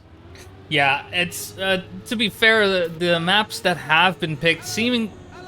What is this horn? What is this horn? Alan! Alan! Alright, somebody take care of Alan. Alright, come on, guys. Getting back to what it was that I was wanting to say. 14 and 21 picks from Turkey. Both maps that very much have that slide element to it. 14 obviously being ice, kind of speaks for itself. But 21, some wet wood shenanigans coming in. We've got some reactors over water and whatnot, right? It's not a track. Well, both tracks in that regard are all about, you know, are you able to keep the grip, and with that, make sure you have as much speed as possible. And as mentioned before, Huba BB was absolutely dominating on 21. It was still a win for the Netherlands in that regard, but that was a very, very close-fought battle. Very curious to see if France is able to put up the same resistance as the Netherlands was yesterday. But first 14, haven't seen Turkey play on that, but it seems to be right in their wheelhouse based on their maps that they have been picking. So I do see, you know, despite us just playing on ice, that was rally ice, right? That's different. Now we're playing stadium ice, and I do think that Turkey is going to be able to you know, really show France who they're dealing with. 19 was just a fluke. This is where Turkey is going to shine. Yeah, and I feel like this the 19 pick that we saw beforehand with France managing to make it work their way is probably going to be kind of being their saving grace in this opening set, because according to Kepler in the chat, France did lose to Germany on this very map that is 14 on 0-5 scoreline. So yeah, it will be a case of maybe exercising some demons there for the French team as we're getting started with round number 1. It will be Shanex and Huba Bibi kind of making a bit of a breakaway run for freedom compared to the rest of the field, who are kind of gaggled up together from 3rd to 6th, with the exception of Birdie trying to make a run forward, and Huba Bibi having a slow exit from that ice slide with the water splash. And it will be Shanex heading into the lead at the end of sector number 1. We just see Birdie going very low, going for a very aggressive entry, carrying a lot of speed on the way up with a very wide line, forced to overcorrect it, and yeah, actually, Huba Bibi and Birdie 2nd and 3rd, trying to catch up to Shanex. Shanex still holding on to the lead. Very solid line. Birdie managing to get a little bit of a slight correction in. And in the end, it will be Shanex winning, but none of the teammates are able to back up. Well, Dark was in P4, but unfortunately for the French camp, Chamau did make a mistake that I did not exactly catch on my end, so that means he will be relegated down to last place, and what could have been a round for the French team ended up being converted to a round for the Turkish team. 1-0 for the red side. Yeah, finally finding themselves on the board with that, and on their map pick at that as well. So this time around, some 41s coming in, but a lot more in favor of Turkey does mean that they pick up round number 1. The second round, though, looking a lot stronger for Turkey, but Shinex and Dark both sliding out, exiting out of the water, and with that, Shamal left to his own devices. Where is the rest of my team? Where are you guys? And also having some issues on the ice slide here will mean that Turkey is set to get a ace in the pocket. Oh, Huba BB unfortunately crashing out. Still, though, 1-2 should be enough to get the win. Birdie, come on. What is this? Why must you make a liar out of me? Man, I don't know why, but that end here on 14 reminds me of the end of, I don't remember the name of the map, but on the MEA Masters, where everything just went awry. Like, you feel like, okay, this guy's gonna have an easy win, and then unfortunately started the third sector, he started messing up, and then someone misses the finish when we call him home, and I'm like, okay, sure. You know what? The gloves are off at this point, and it looked like the gloves were off at that point in the round. In the meantime, heading to round number 3, Shanix trying to correct that little error from the previous round, and this time it will be Huzo going way too wide. Might have clicked a little bit of wall on the inside, so that will be a direct respawn for the Turkish player, leaving his teammates Hubabibi and Birdie all on their own to battle versus Shanex, Shamal, and Dark62. And currently we do see Shamal trying to make a 1-1 Birdie. Both him and Birdie take to the wall, but Shanex also being overtaken by Hubabibi. Second, third, and fourth. It will be the point for the French team, who do get on the board, trying to break the curse. 41.420 for Hubabibi. Yeah, that's... there's been some damage in this round, that is for sure, but in the end, right side of the fence goes for the French team, and thus, yeah, might be a little bit of a hope going into this next set of rounds. Yeah, some errors happening on the Turkey side. I mean, 14 does feel like that type of track where mistakes can very much escalate as fast as possible, right? The one slight little understeer, oversteer will lead to devastation. You see Huso right there, exiting out of the water slightly awkwardly, and because of that, unable to maintain the line going towards the loop, and is out of the running. So it's left to Birdie right now to mitigate some damage, as Hubabibi having some issues jumping out of the water. Just shoot into third place, only Dark in front of him, but third place will be enough to bring home the bacon, and there it is. Hubabibi as well with a 41.2. He's just getting faster and faster. They just need their teammate to cross the finish line. Where is he? Where is he? There he is. There's Huso. Oh, I missed it almost. Just look for the name at the bottom. If it shows up, then it's all there good. you go. If it doesn't, then it's a draw, and that means we go all again. But this time it was not a draw, so 3-1 in favor of Turkey. And yeah, Hubabibi just turning up the wick slowly but surely in terms of the pace being shown. Despite, again, that exit from the first ice line always scares me as a player because of the signs that are very, very close to grab one of your front or rear wheels and just yank it in front. And look at the speed from Birdie at the exit of the first sector. He will be taking to the lead at the entrance into the loop just ahead of Shanex, Hubabibi, and Shamal in third and fourth. Shamal having to battle with Huzo. We see Birdie losing the sliding, and also Hubabibi going way too wide and hitting the grandstands just like Stag did. Shamal grazing the wall on the outside of the third sector. Shanex will take the win ahead of Huzo. Dark62 in third, and Shamal in P4, so it will be a point for the French team. But my goodness, there's a lot of labor involving the grabbing at that point, and it's not exactly all rosy to actually get that round going. It's just it feels painful to watch. Definitely. It's just, I mean, where France definitely, like deserving getting the round, but it definitely came at quite the cost on the Turkish side as well. I mean, they've been showing. France has had also a few moments like with Shamal, especially having taken to the outside wall, and now this time it might be a little bit topsy-turvy for them as Shamal does lose the slide in ice slide number 2 of the track. Yeah, it's it definitely seems like 14, because of the ice, right? Because of the grip being as important as it is very much determining the way these rounds are going. Hubabibi messing up that final turn with the watery wheels, so it's going to be up to 5th place to determine who is going to take it. Hubabibi, unfortunately for him, is still in the running due to Shamal's mistake at the start, just too far away to even contest that 5th spot. 4-2 will mean that Turkey is one round away from evening up the score to a 1-1, but it is not coming easy to them. They've had a couple of rounds where they've looked sublime, but the other rounds, even with wins or losses, there's just this vulnerability. Oh, but Shamal, early mistake. Yeah. Could be enough. That was the sign hit that I was kind of referring to a little bit earlier on, and he's having a lot of trouble setting himself up as well because he doesn't have the speed to go for it. Just that little touch snowballed all the way through that first sector, so he's gonna leave it to Shanex and to Dart to try and make any kind of impact happen. But as you said that about the Turkish team right now, they're really having to work for that point here on that first map compared to France, which made it really look easy. But right now in this last round, they're trying to sort themselves out and show a very convincing display. There we go, with an ace to finish it off, it will be Huzo, Hubabibi, and Birdie in 1, 2, 3. Dark, Shanex, 4th and 5th. Where is Shamao at? Shamao has retired, and thus will not be scoring any points for his team, but not that it really mattered at this point. 5-2, and thus we're back on an even footing with 21 up next for the Turkish team, and that win comes at an important time because it allows them to kind of carry the momentum that they actually got onto the next map, which will be one of the more favorable ones, as you've been able to describe a little bit earlier on. But yeah, that's map 14, as we said. They had to work for it, and it was more a case of lapses in concentration showing on both sides of the pond. Turkey might have been the one we focused more because it was supposed to be their pick, but France, they're not really faultless either, and far from faultless, actually, especially in the last few rounds. But here, Turkey was like, struggling to, like, just a tiny bit of deviation, just struggling to keep themselves focused on the job at hand. But now that that hurdle is cleared, they can actually reset themselves and handle 21 a bit more serenely.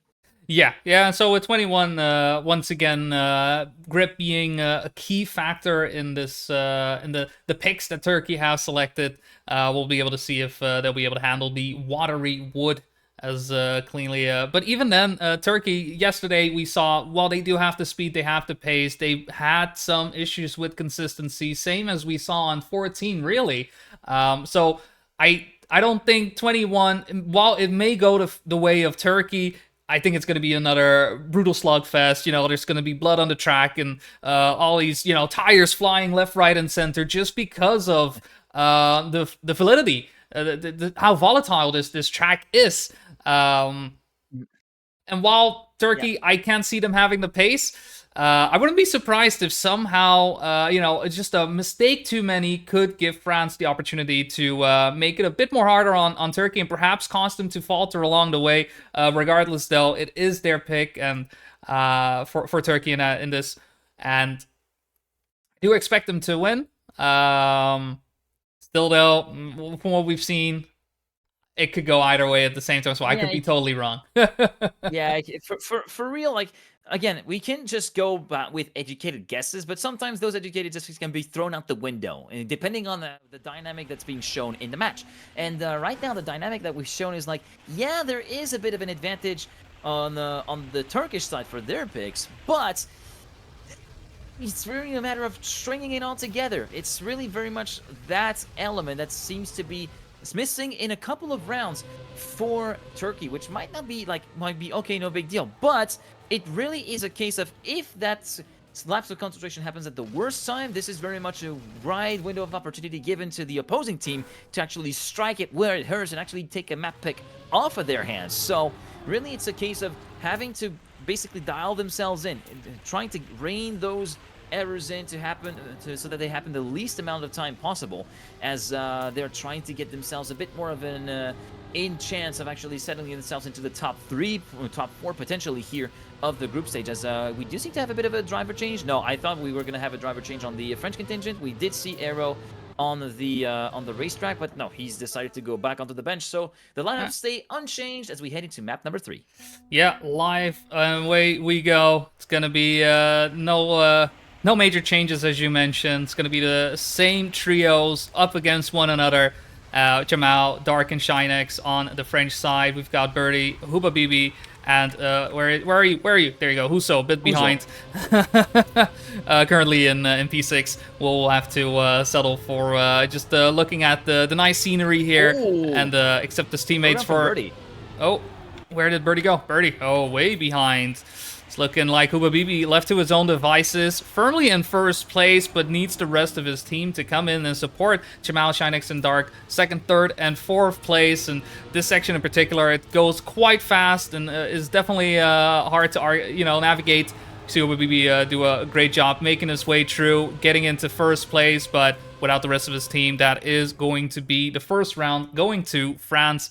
And that is, I think, what 21 is, is to be expected. Huso and Birdie feeling how tough it can be to navigate this track with the many drops, the wet wood and such, to just get on the board. And that was a very unfortunate slowdown from Birdie that I actually caught was you were actually following along with the rest of the pack. But yeah, Birdie basically went a little bit too wide just before the drop down and just had a clip from the left rear.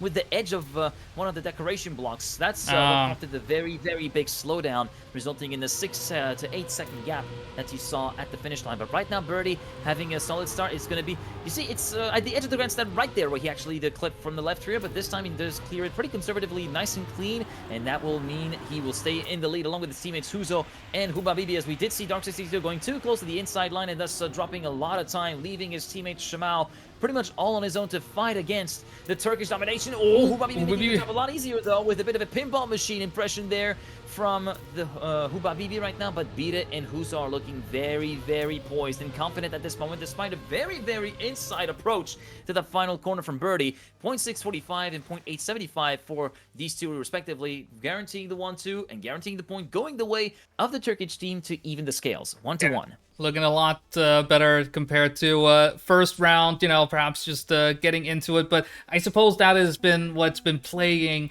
Turkey the most. It's really been that consistency, because when they're fast, they are fast, and they are able to, make these tracks look simple. But when they're not, right, when that mistake comes in, those are devastating. It doesn't seem like, you know, little touches here and there, just losing a tenth of a second. No, when a mistake happens, it usually is quite big, right? It's very much go big or go home. This time around, it's looking more in favor of Turkey, more in favor of the pace that they're able to set, who will be having the lead, but France not slowing down either. Shinek, Shamal, Dark, all part of the conversation. Birdie and Huso actually losing this pace through that underwater wood turn, and so with the final few turns coming up, it does look like France has the potential to pick up the round, just needs to keep Huso and Birdie away from hanging out with Hubabibi. Huso crashing, Birdie trying to get a bit further in on the inside, doesn't get the inside line, and it's going to be France picking up the second, third, and fourth places. Hubabibi with a great time though, 50.5, but needs his team to get across the finish line earlier, and this time it's going to be France picking up the win. Yeah, but for France, it was looking maybe a little bit more fluttery. Maybe a few hard flutters in the third sector, because Dark had to basically release and try to correct his line through the reactor, reactor up water pod, the water glider pod, I guess we can call it. As Birdie, oh, that's an unfortunate exit from the loop from Birdie. Goes sent all the way to the outside and basically just hugs the wall for a good second there, thus dropping him out of contention, leaving both Huzo and Hubabibi on their own to try and contain the French team at the moment. Right now, they're first and fifth. Right now, kind of sandwiching the team, but this is not really the place where Huzo wants to be, and he's already on the attack, trying to move up the pecking order, but so is Shinex, currently assuming the lead ahead of Huzo. Hubabibi in third place, going through that water glider point, and it will be Shinex with a solid exit, but we do see Huzo with a very, very good inside line on that right-hander after that, and now it's going to be a battle between these two for the lead, and great drift on the entry from Huzo, but he slows down dramatically. Oh, that's such a shame.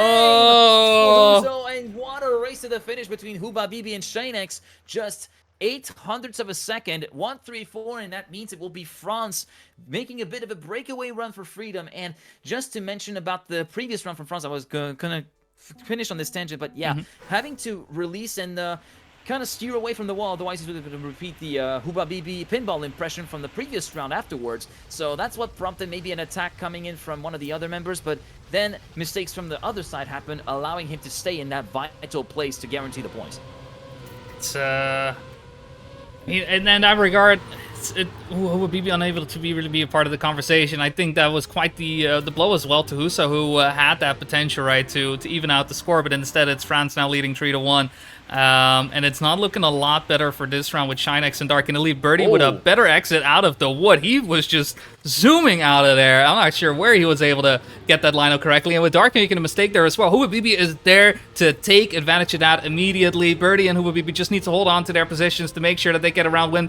Awkward bounce on the water from Hubabibi, but no one inside to stop him from getting in the way. And in fact, it's Huso on fourth place, and Shinex, who did get the snipe in the end on Birdie, will mean that it is going to be a round win for Turkey. But it's a tough fight for Turkey here. They're really trying to get every round in, with every single turn just being as hard as the next.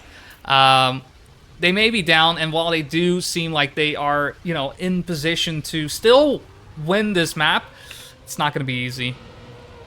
Yeah, they're definitely having to lock in those rounds, and they're having to work a lot harder for it. Once again, Huba Bibi this time, the main weapon of 21 for the Turkish team, is out of the conversation for good this time around with hitting the fence on the inside, followed by the grandstand on the outside. And this time, it's a firm grip on the round for the French team, despite a little bit of a bounce on the inside wall, I think, from Shane X, who still manages to make it work somehow. But with that, speed loss will be falling prey to both Birdie and Huzo. Again, Birdie trying to go for the wheel grip on the inside, does make it work. And solid time for the Dog 62, actually. 0.642 being clocked in. The only one to drive below a 51-second time here in this instance. It's second and fifth for Shane X and Shamao, respectively, will guarantee that France will be going on map point number 2 of their own, and on a Turkish pick. This could be a very deadly blow to the chances of Turkey to stay in the top 3-4.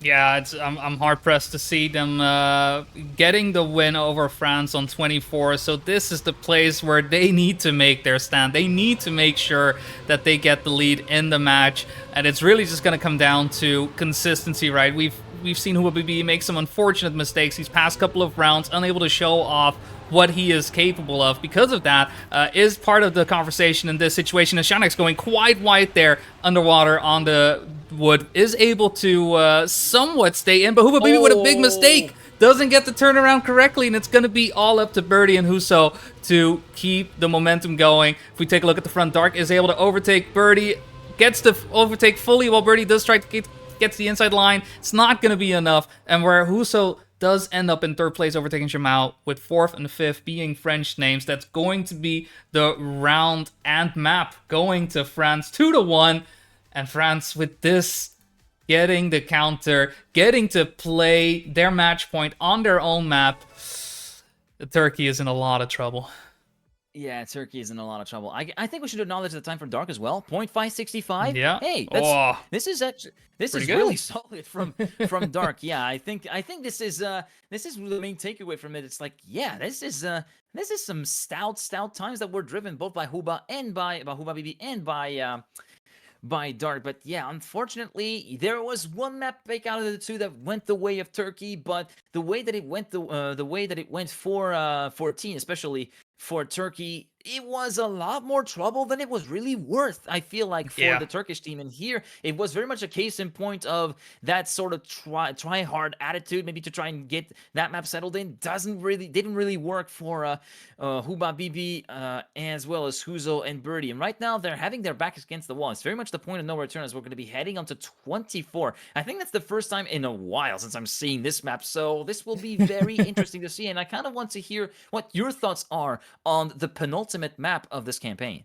Yeah, 24, still a map I personally still haven't been able to get the AT on, and it's really due to the length of the map, the variance in surfaces, and just ways to approach every single one of these turns. Just make it that it's extremely hard to drive close to world records, as we see on some tracks, compared to 24. That's just sometimes a bit of a far cry. I mean, in rounds, we've had this track come by a lot during the Dutch Province Cup that we've done, with 59s pretty much being, the fastest times that you can expect here, and even that is, quite impressive. Only for Epos to, yesterday, drive multiple 58s on this track. Now, world record on this one is a 58.5, I say from the top of my head, and he was driving 0.7s, 0.8s, and I'm like, wait, what? How are you able to do it on a track that is as long as this, that is as varied as this? The answer is just 4 letters, and you've already said that out loud. So yeah. He is him. He is him. That's all I can say. And having finally witnessed him play on LAN, I can confirm that he is him. That's whenever he is him, he is him. That's I know this might be a little bit repetitive, but yeah, Epos is just such a stout player to witness. I've had the chance to, of course, cast him in the Beacon World League this year. I casted in French, mind you. I casted his win at the May Monthly Cup, and I got to meet him. Got to meet him in Montpellier last year for the World Championship, and got to meet him again, of course, in Vilnius a little bit earlier on in this year for the Comic-Con Baltics, where he finished a very creditable 4th in that particular competition. As we get started with map number 4 here on map number 24 of the campaign, and already we see Birdie kind of falling by the wayside, and Hubabibi having a very unfortunate landing with a clip from the front wheels, and Dark62 just had a grace of the fence What is happening? on the inside, which is very invariably pulled into the inside of the corner, which then meant another encounter with the fence, and we're down to a 2-on-1 almost between Shimao and Arrow, who's kind of replacing Shanex at this moment in time. Shanex moving onto the bench for this very map, as it's going to be Huzo versus Shimao, and Arrow has been an independent adjudicator in 3rd place, and you can see the damage just in the gaps on the field from the bottom right-hand side of the screen. Already over 2 seconds between 1st and 5th in that particular instance, with just a couple checkpoints to go. Shimao resisting quite neatly versus Huzo. Huzo has got nothing to answer back to Shimao, driving a 59.677. Huzo 2nd, Dark62 and Arrow 3rd and 4th. It will be France taking the opening points, 1-0. Yeah, a lot of differences in terms of times, but that is, I feel, what 24 is to offer, right? Where, I mean, we're not playing 25 this round, but I feel like 24 and 25 could easily be turned around in that regard. Both maps just rewarding a different set of skills over a long course as well. A lot of, tricks that have to be known and understood to drive this track fast. Birdie taking a bad approach on the downhill on the grass will mean he will fall down by about, 0.7 of a second behind on our match leader at the moment, which is Chimao. And with his teammates Dark and Arrow right behind to support, this is looking very promising for the French squad. Just need to make sure that they keep this lead going. Already halfway through the track on the Turkish side, mistakes have been made. Ooh, bit of an awkward landing. Birdie will able to overtake, and with that Dark, Chimao 1st and 2nd, Arrow falling behind because of the bobsleigh section. Just a bit of, because it's quite low, it's very easy to clip your wheels over that left-hand turn. But Birdie having some issues jumping onto the plastic. It's looking like an ace is ready to be made, ready to be caught.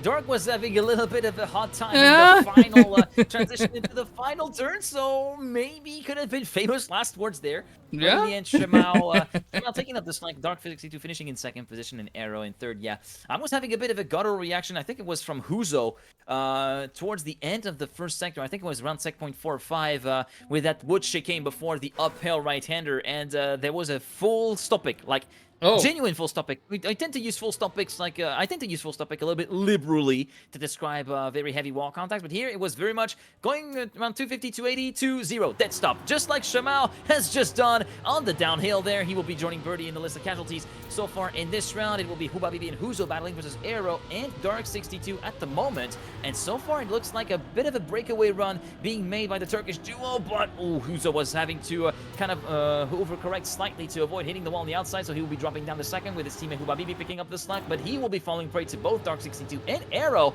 who have a very, very solid landing in this bobsleigh section to allow themselves to make a charge against Hubabibi, and right now Dark62 will be the one to go for the lead of the race ahead of the Turkish player, of course sporting the Ekmek tag, just like his fellow teammate Birdie. Going into the final few checkpoints, the last corner coming in, it will be a race to the finish between Dark62, Arrow, and Hubabibi, and Arrow sniping Hubabibi for 4 milliseconds, and Dark62 just sneaking in below the 60-second range in terms of the time with a .988. It's a 1-2 that will be more than enough for the point to go the way of the blue side. 3-0. It looks as though the unstoppable march continues for the French team towards potentially locking in that top 3 spot. Yeah, it's a bit of a tricky one, right? When it comes to 24, there is that those mistakes will occur, right? Those mistakes will happen, and most of the time, once we get to the final part with Birdie, once again, unfortunately clipping into one of the fences right before the drop down onto the grass, we are bound to lose, players along the way just because of how fast and how brutal this track can be. This time around, it's once again that pain on the Turkish side. Huso having some issues jumping across the penalty grass and also hitting the wall at the end. No, I agree. Fully agree with that horn. And it is France once again looking dominant here, getting through the ice. Only Hubabibi, the closest one out of the Turkish squad, but too far behind to really stop what is being put down on the table right here by France. Just dominating performance for this round. Dark and Shamal side by side, making their way towards the final turn as Arrow is just, trying to catch up. Hey, wait up, guys, I'm right here. And over the finish they go. 0.7s from both Dark and Shamal. Arrow closing things out with a 1 minute time. And Huso screaming his lungs out, wondering what went wrong. Where did we take the wrong turn? Need to get a different GPS maybe. But with only Huso crossing the finish line, 4-0 for France, looking like they are going for a clean sweep here on 24. Just one more round to do it. Just one more round to do it, and with the dynamic being shown by the blue side, it looks to be a very, very likely outcome, this 5-0 clean sweep here on 24, as we do go through the drop down without any significant casualties. But again, bad approach from Birdie, but also Shamal going all over the place, all over the shot, just trying to avoid the wall. And Dark62 doing a repeat of round 1, just barely grazing the apex of the corner with that wood fence, and that invariably pulls him over to the inside once again to make another contact with the wall. So it's going to be Arrow left all on his own to battle against Hubabibi for the lead. And here, Turkey with a real shot of actually preventing the clean sweep from going through here for the French side, and currently battle for the lead between Arrow and Hubabibi. Arrow trying to make a move around the outside. Nah, he's lost a lot of exit speed just trying to get it overcorrected. So Hubabibi will be retaking the lead away from Arrow's hands as we go through the final 2 corners. Again, Arrow trying to go for the full send. No attack, no chance. Out loud to Kumasato, and he manages to make it work just fine. But unfortunately, no team to back him up. Hubabibi, Huzo, and Birdie, second, third, and fourth. And it looks as though we might have lost Shamal. Okay, Shamal does reach the finish line, at the very least, to keep a somewhat of a reliability record. But it will not be a 5-0, not this time around. Still, a very healthy lead for the blue side, 4-1. Yeah, so no clean sweeps on any of the maps so far. Technically, right, there is that possibility. Perhaps this is the moment where Turkey will reverse sweep. And with a mistake early on there from Arrow, crashing fully into one of the signs there, will mean that Turkey may have an opportunity to get another round on the table. They are together right now. Birdie having a bit of issue exiting out of the wood turn will mean that he will fall behind a little bit. So Hubabibi, oh no, as I mentioned his name, just having some issues getting across the penalty grass and falling down. So Chimal and Dark now in position to perhaps go for a 1-2 combination to close out the match. Huso the only one close enough to really contest. Birdie also wanting to do something, but even further behind is going to have to hope for some mistake on either Chimal's or Dark's side, as Hubabibi does have 5th place, and a 2-3-5 could be enough. Huso going way high on the plastic. I don't think that is going to do them any favors, and Chimal and Dark just needing to finish out the race here. Dark crossing the finish line in first with a 59.6. Chimal making it a 1-2 knockout for France, winning 3-1. And with that, our first match that we see on stream for round number 5 is done, but obviously some other matches happen ongoing. But congrats to France for picking up the win here, and with that, most likely qualifying for Division 1 for next weekend. Yeah, very likely. And I gotta say, strong finish on terms of the time for Dark62, with the 0.625 being driven, which is not too shabby at this level, and the 0.67 being driven by Shamal a little bit beforehand. And yeah, it was very much a case of Shamal and Dark62 picking up the slack when they needed, because Arrow was in as a pretty solid contender, but unfortunately has his moments here and there, kind of ebbs and flows in terms of like consistency. So it was really really refreshing to see both of these guys actually tighten up when needing to do so, to actually pick up those matches. And whilst they didn't manage to exercise the dominance in 14, they were able to put very, very solid performances, especially that 19 clean sweep was. It was a sight to behold, really. They were really very much dialed in. As I think we should just take a little bit of a look at the other results. Yeah, I was just speaking. Yeah, already 6 matches, whilst we were actually covering this one, have concluded, and starting things off. 5 matches, not 6 matches, 5 matches, but starting things off, a very expected victory, maybe for Norway versus South Africa. 5-0 on 12, 5-1 on 19, and 5-0 on 09.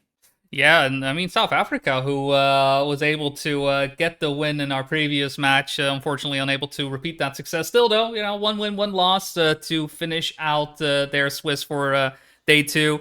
I don't think they need to be worried at all. I mean, maps being spelled out in the react and the reactions may say a lot about that. We also have Netherlands 3 against Romania, going the way of Romania 3-0, which was 5-3, 5-1, and 5-4, all in favor of Romania. So Netherlands 3 not having the best results for themselves. India also unable to repeat success that they had during the previous round, losing 1-3 against Finland, and that was quite one-sided for pretty much each map. 5-0 on 18 for Finland, 1-5 for India, but then 2 5-0s in a row for Finland on 11 and 7. A couple more matches have been incoming. I don't know what Russia and Wales is. We'll get that in a bit. But Estonia, Netherlands 2. Netherlands 2 picking up the win there, 3-1 against Estonia. And Denmark, Spain, which, I expected to be a banger of a match. Turned out, in terms of score, quite the way, with Denmark winning that 3-2. All right. Well, yeah. Also, we do have some. It looks like an incomplete score from what I'm seeing with Russia versus Wales. Yeah, we might need to get a little bit of a fill in for that, because that looks indeed weird. And of course, the scores being reported on the match results on the FastPoint Discord, and of course the latest one being reported that you just seen: France 3-1 versus Turkey, 5-0 on 19, 5-1 for Turkey then on 14, and then back-to-back map wins for France with 5-3 on 21 and 5-1 on 24. Germany versus the Netherlands. Results just came in for why do I see I'm a F1 fan. There you go. Ferrari. There you go. I'm just gonna get it out. Germany started off winning 23-5-2. Then the Netherlands came back with back-to-back wins on 15, 5-1, and 16, 5-3. Then Germany won 12, 5-0, and then it was all down to the last map, 18, which Germany won 5-3, a 3-2 scoreline, which means that Germany will be standing at the top, king of the hill for the Swiss stage, top 1 locked in. Yeah, with that, the reigning champs showing off that they have what it takes to perhaps make it a two-peat.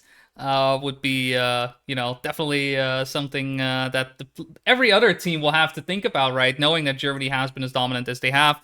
Netherlands, despite them coming up with a strong lineup, will have to settle for a 4-1 result in their Swiss bracket. So, hey, I think 4 wins, 1 loss, definitely not the worst when, Germany, who is one of the favorites to take it all this time around. Next time, it could easily go the other way. I wouldn't be surprised. We haven't seen a match, but with looking at the match scores, I think it's a matter of, the pendulum just swinging the other way a couple times, and the results could easily be different. Yeah, pretty much. Russia, Wales, we did get the results in, this time with flags and all. It looking like Russia, while fighting valiantly, unfortunately only able to pick up 1 map win, with Wales winning the match 3-1. I don't know how many matches we still have left. I believe, Finland has already been entered. So France, Turkey, we have Germany, Netherlands, we have England. So yeah, I think Greater Ireland, Greater Ireland and England, and Scotland, Germany too. too. Yeah. Two matches still going. Too. Yeah, 2 matches still ongoing, and I'm seeing maybe some scores might be plunked in courtesy of idle typing, waiting, typing. Wait, yep, chatting. Mm-hmm. Everybody, peeking, watching. But watching. Let's see if I can get a POV perhaps of one of the teams still playing that we can get a quick look in. Yara is doing POV for Ireland. Are they in warm up? Does look like they are in warm up. Well, then if they are in warm up, well, not, we may be able to jump in. Yeah. It says 12, so... right? And I believe 12. Wait, which match are they in? They are match 7. Match 7. Random map 11. Wait, but they're on 12. So no, then that's no. This is 12, right? I'm looking at 12. Am I right? This is 12. This is 12. I don't have the stream open, so I can't 12. exactly tell you. Yeah, I'm just checking. No, it looks like 7. that match has concluded. I'm sure we'll get the results in a little bit. Yeah, there you go. The typing is recommencing once again, Yeah, so yeah. we're just gonna give we're just gonna wait until all the matches are concluded to bring you, of course, updates on the scores. But in the meantime, I hope you guys are having a good day and have been enjoying this little stream of TSCC Trackmania Seasonal Country Championship Spring 2024 season, the final day of the group stage. Next week, of course, the action comes back with the actual playoff stage, with the divisions have to be settled and the double elimination brackets to be played out. Yeah. And yeah, I'll probably be following that with a bit greater interest now that my mind is kind of getting back in. See, it There you only go. takes me Yeah. like maybe just being called in as a sub like yeah, sure, why not? I'm here for might be here for shots and goggles, but I'm down to do it. And yeah, now I'm looking forward to see what it will be like next week. So match results: England versus Greater Ireland. 3-2 for England. And just to give a breakdown of the map scores, Oh, England won.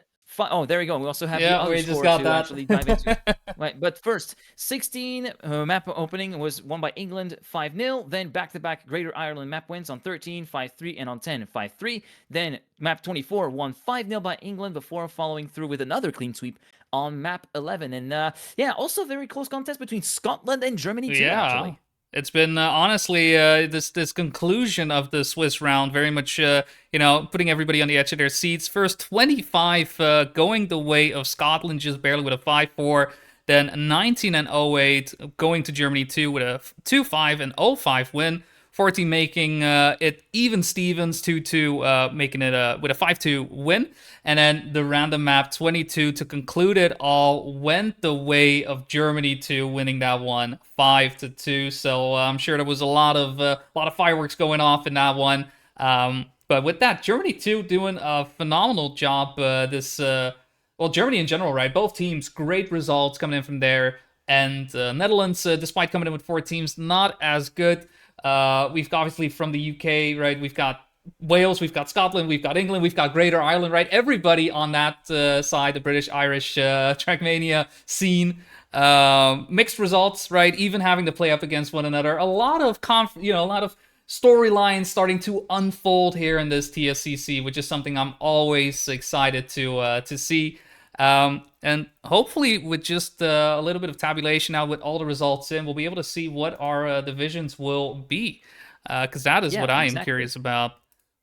Yeah, I'm also very curious about. Well, for sure, we do know at the very least 5 teams that are due to be locked into division number 1. That, of course, being Germany, courtesy of being completely undefeated and the undisputed king of the hill here on the Swiss stage, and actually France moving up to second place actually in the Ooh, global standing. So that's actually a very nice bump that their win against Turkey was able to actually provide them. And definitely. joint third for now are the Norwegian and first Netherlands team, and then Denmark completing the top 5. Then we do have 4 teams that are locked in as joint 6th for now, with Turkey, England, South Africa, and Finland. But we will have to wait until the tiebreakers are properly calculated and tabulated to actually determine which of these 4 teams get the last remaining spots, the remaining 2 spots in the top division. Yeah, so I mean, with Scotland and Germany pretty much guaranteed to, well, not even that, no, because even these teams will be having 3 wins and 2 losses, because those are the teams that will be, dealing with that tiebreaker situation. Looking at the rule book, just real quick, as you mentioned, the what was it, Buchholz? Buchholz? Buchholz. Buchholz. There you go. I Yeah, suck at Buchholz. I think that might pronunciations. be on. Okay, so the reason why, okay, I'm seeing Denmark and Turkey both have 3 wins Yeah. and 2 losses, but Denmark is 1 place ahead. That's because they have dropped one. Wait, eh? Okay, hang on. No, no. How many maps did they drop? Hang on. Uh, Okay, they because it's all, dropped is the. it map wins and loss? Because in that regard, Yeah, it could Denmark be. has been playing a lot of close matches, right? Every single one of their matches, with the exception of Denmark Romania, has been a 3-2 score, right? Not a Okay, single one where if they have lost, everyone has been a close loss, right? Against France, they lost by 2, 3-2. Against Netherlands, when they lost 3-2. So overall, their score is quite good. Whereas yeah, Turkey has dropped the, let's see, Russia was able to win a map against them. And against France, right, they lost 3-1. So definitely not as good a result as they may have liked. But I'm just waiting to see, who everybody, where everybody will Yeah, be. where Let's where see, Division everybody's One cycles through playoffs not indeed quite as done yet. No, so we're waiting. We're waiting. Yeah, we're just gonna be we're just gonna be podcasting at this point whilst we Oh yeah, whilst we wait for just some the chatting. whilst we wait for the results to come in. But yeah, I'm just constantly pressing F5, and already I'm seeing that I'm now seeing England being put in as joint fifth in the standings along with Denmark. So there might be Oh. some more tabulations that might be involved into this. But again, we're just like you are. We're just waiting for everything to properly settle down, and it might take a while actually when you think about it. We'll just wait and see. I'm sure the admin team is working on that. All the results Yep. have been entered into the tournament page, so right now we're just giving it a little bit of time. Seeds 1 through 7 will be seeded into Division 1, so we'll give it a little bit of Yeah, we'll time, let and then them we'll have a see. think. We'll see. We'll see. We'll let the leaderboard have a think. We'll see if it has a think at the proper time to actually be able to forward the information to you in a timely manner. But yeah, I've had a lot of fun. I've had a lot of fun diving back into the game, and yeah, that might be prompting me to pick back up the campaign maps and Oh yeah. replay them a little bit, because really I haven't really played the maps all too much. I've been mainly focusing on like preparing for cast, and it won't Oh mainly yeah. involve maps that are not campaign maps, like Yes. whether Yes. it be playing the Baltics map, playing the Gamers Assembly stuff, playing very quickly the World Tour maps, or even getting the Formula E notes Oh yeah. ready That's also been. for the proper set whenever the set actually happens. But yeah, it's nice to kind of take a break from that for a while, because at that point it was just like locked in, not really kind of there was not really any kind of enjoyment out of it. It was just like Yeah. mainly, okay, Yeah. I have to prepare this, I have to prepare this. There hasn't really been any kind of like mind frame that I was able to set myself on just playing the game and having fun with it. That's the main thing I've been missing, which is why I've been kind of inactive these last few weeks, along with my mental state kind of playing havoc with me. But yeah, now that I'm seeing campaign tracks being played by others, I'm like, you know what, I'm gonna give this a go. Just try to pick up some of the missing maps that I have. Like for instance, I'm missing how many golds I'm missing? Hang on, I know Ooh, that's ATs. also say. Yeah, It's yeah. also Oh always something to dear, yeah. work towards.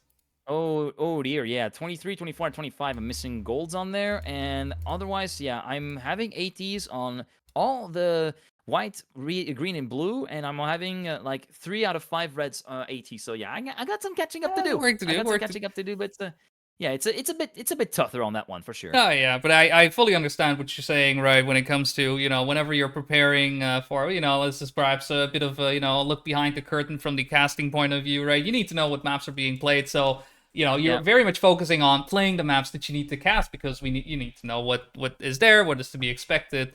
That yeah, you somewhat lose your way, and I definitely I agree with you. Like for me, TSCC is very much a way of just coming back to, right, these are the maps that everybody knows, that everybody has played at some point, right? We all, despite opinions on the campaign, are still curious about, okay, what is it offering this time around, and at the same Yeah. time being able to get so many countries to come together and compete on these tracks, and just having a good time, honestly, has Yeah. been what keeps, for me as well, one of the main parts that makes Trackmania fun. And I think that is something that is easily forgotten in all this competitive action that we see. Whilst exciting, it can sometimes be important to realize, right, we're all enjoying the same game together, and just having a good time. And that's what this weekend has been. So I also very much appreciate you coming in to sub in and help me cover Yeah. this spring 2024 edition. Yeah, and it's nice to have a little bit of a breath of fresh air from time to time with maybe, of course, there's still a competitive aspect to it, of course, with countries competing against one another, but the stakes aren't exactly as high as some of the other competitions that I've been involved in over the course of the beginning of the year, pretty much, with the stuff that I covered. And yeah, also along with the fact that just playing the maps to prepare for a competition cast, it's also like there's a lot more to it, like getting to know, like getting to know the players properly, so that we don't say wrong stuff about them, getting to know the Yep. format, and in most instances where I do like solo production, I have to also prepare the graphics asset, I have to prepare the video A assets, lot of work. and Yeah. depending on the stuff that I want to do, there's a lot of stuff. There's a lot of layers involved in actually doing delivering a broadcast that is that has a professional look and feel. And a lot of people do appreciate that, but I think some people do tend to kind of forget that. Yeah, it's sometimes it's a one man band. It's a Yep. one man Yeah. banging after all. And overall, after doing it for like what 5 years, I think I'm doing it pretty well. I agree. I agree. I mean, in that regard, in that I always enjoy casting with you, you're a great caster, and it's part of the they get right. Part of the deal, those solo productions and whatnot do lead to Yep. sometimes just being so deep into it, you Sometimes it's just may lose yourself sometimes you along the just way. sometimes you just feel it just feels, yeah, it's a lot of weight sometimes resting on your shoulders, and after for putting that up with that for so long, you're like, you know what, just lifting a big weight off my shoulder, having someone else to bounce off of, and Yeah. also taking a Yeah. bit of time for yourself. These are things that are refreshing, and it's nice to stay refreshed both physically and mentally. So yeah, Very much. keep that in mind, kids. Don't burn if you want to play No the game you burnouts. love. Don't burn yourself. Don't burn yourself out on it. Really don't. This is the one thing that will make you hate your passion. Really. Oh yeah. It's, so in the meantime, our chatting. I think we have some news to unveil when it comes to divisions. We have tabulated the results, and the split has been made for Division One. We'll be seeing, as expected, Germany in there, obviously, right, winning every one of their matches. Joining them will be France, Norway, and Netherlands 1.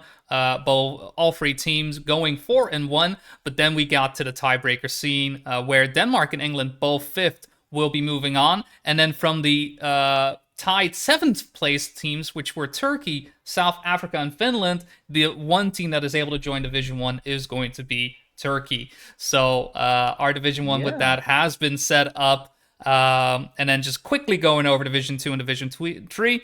Division 2 is going to be South Africa, Finland, Netherlands 2, Germany 2, Greater Ireland, India, and Scotland. And then for Division 3, it's going to be Estonia, Romania, Spain, Wales, Russia, and then the remaining two Netherlands teams.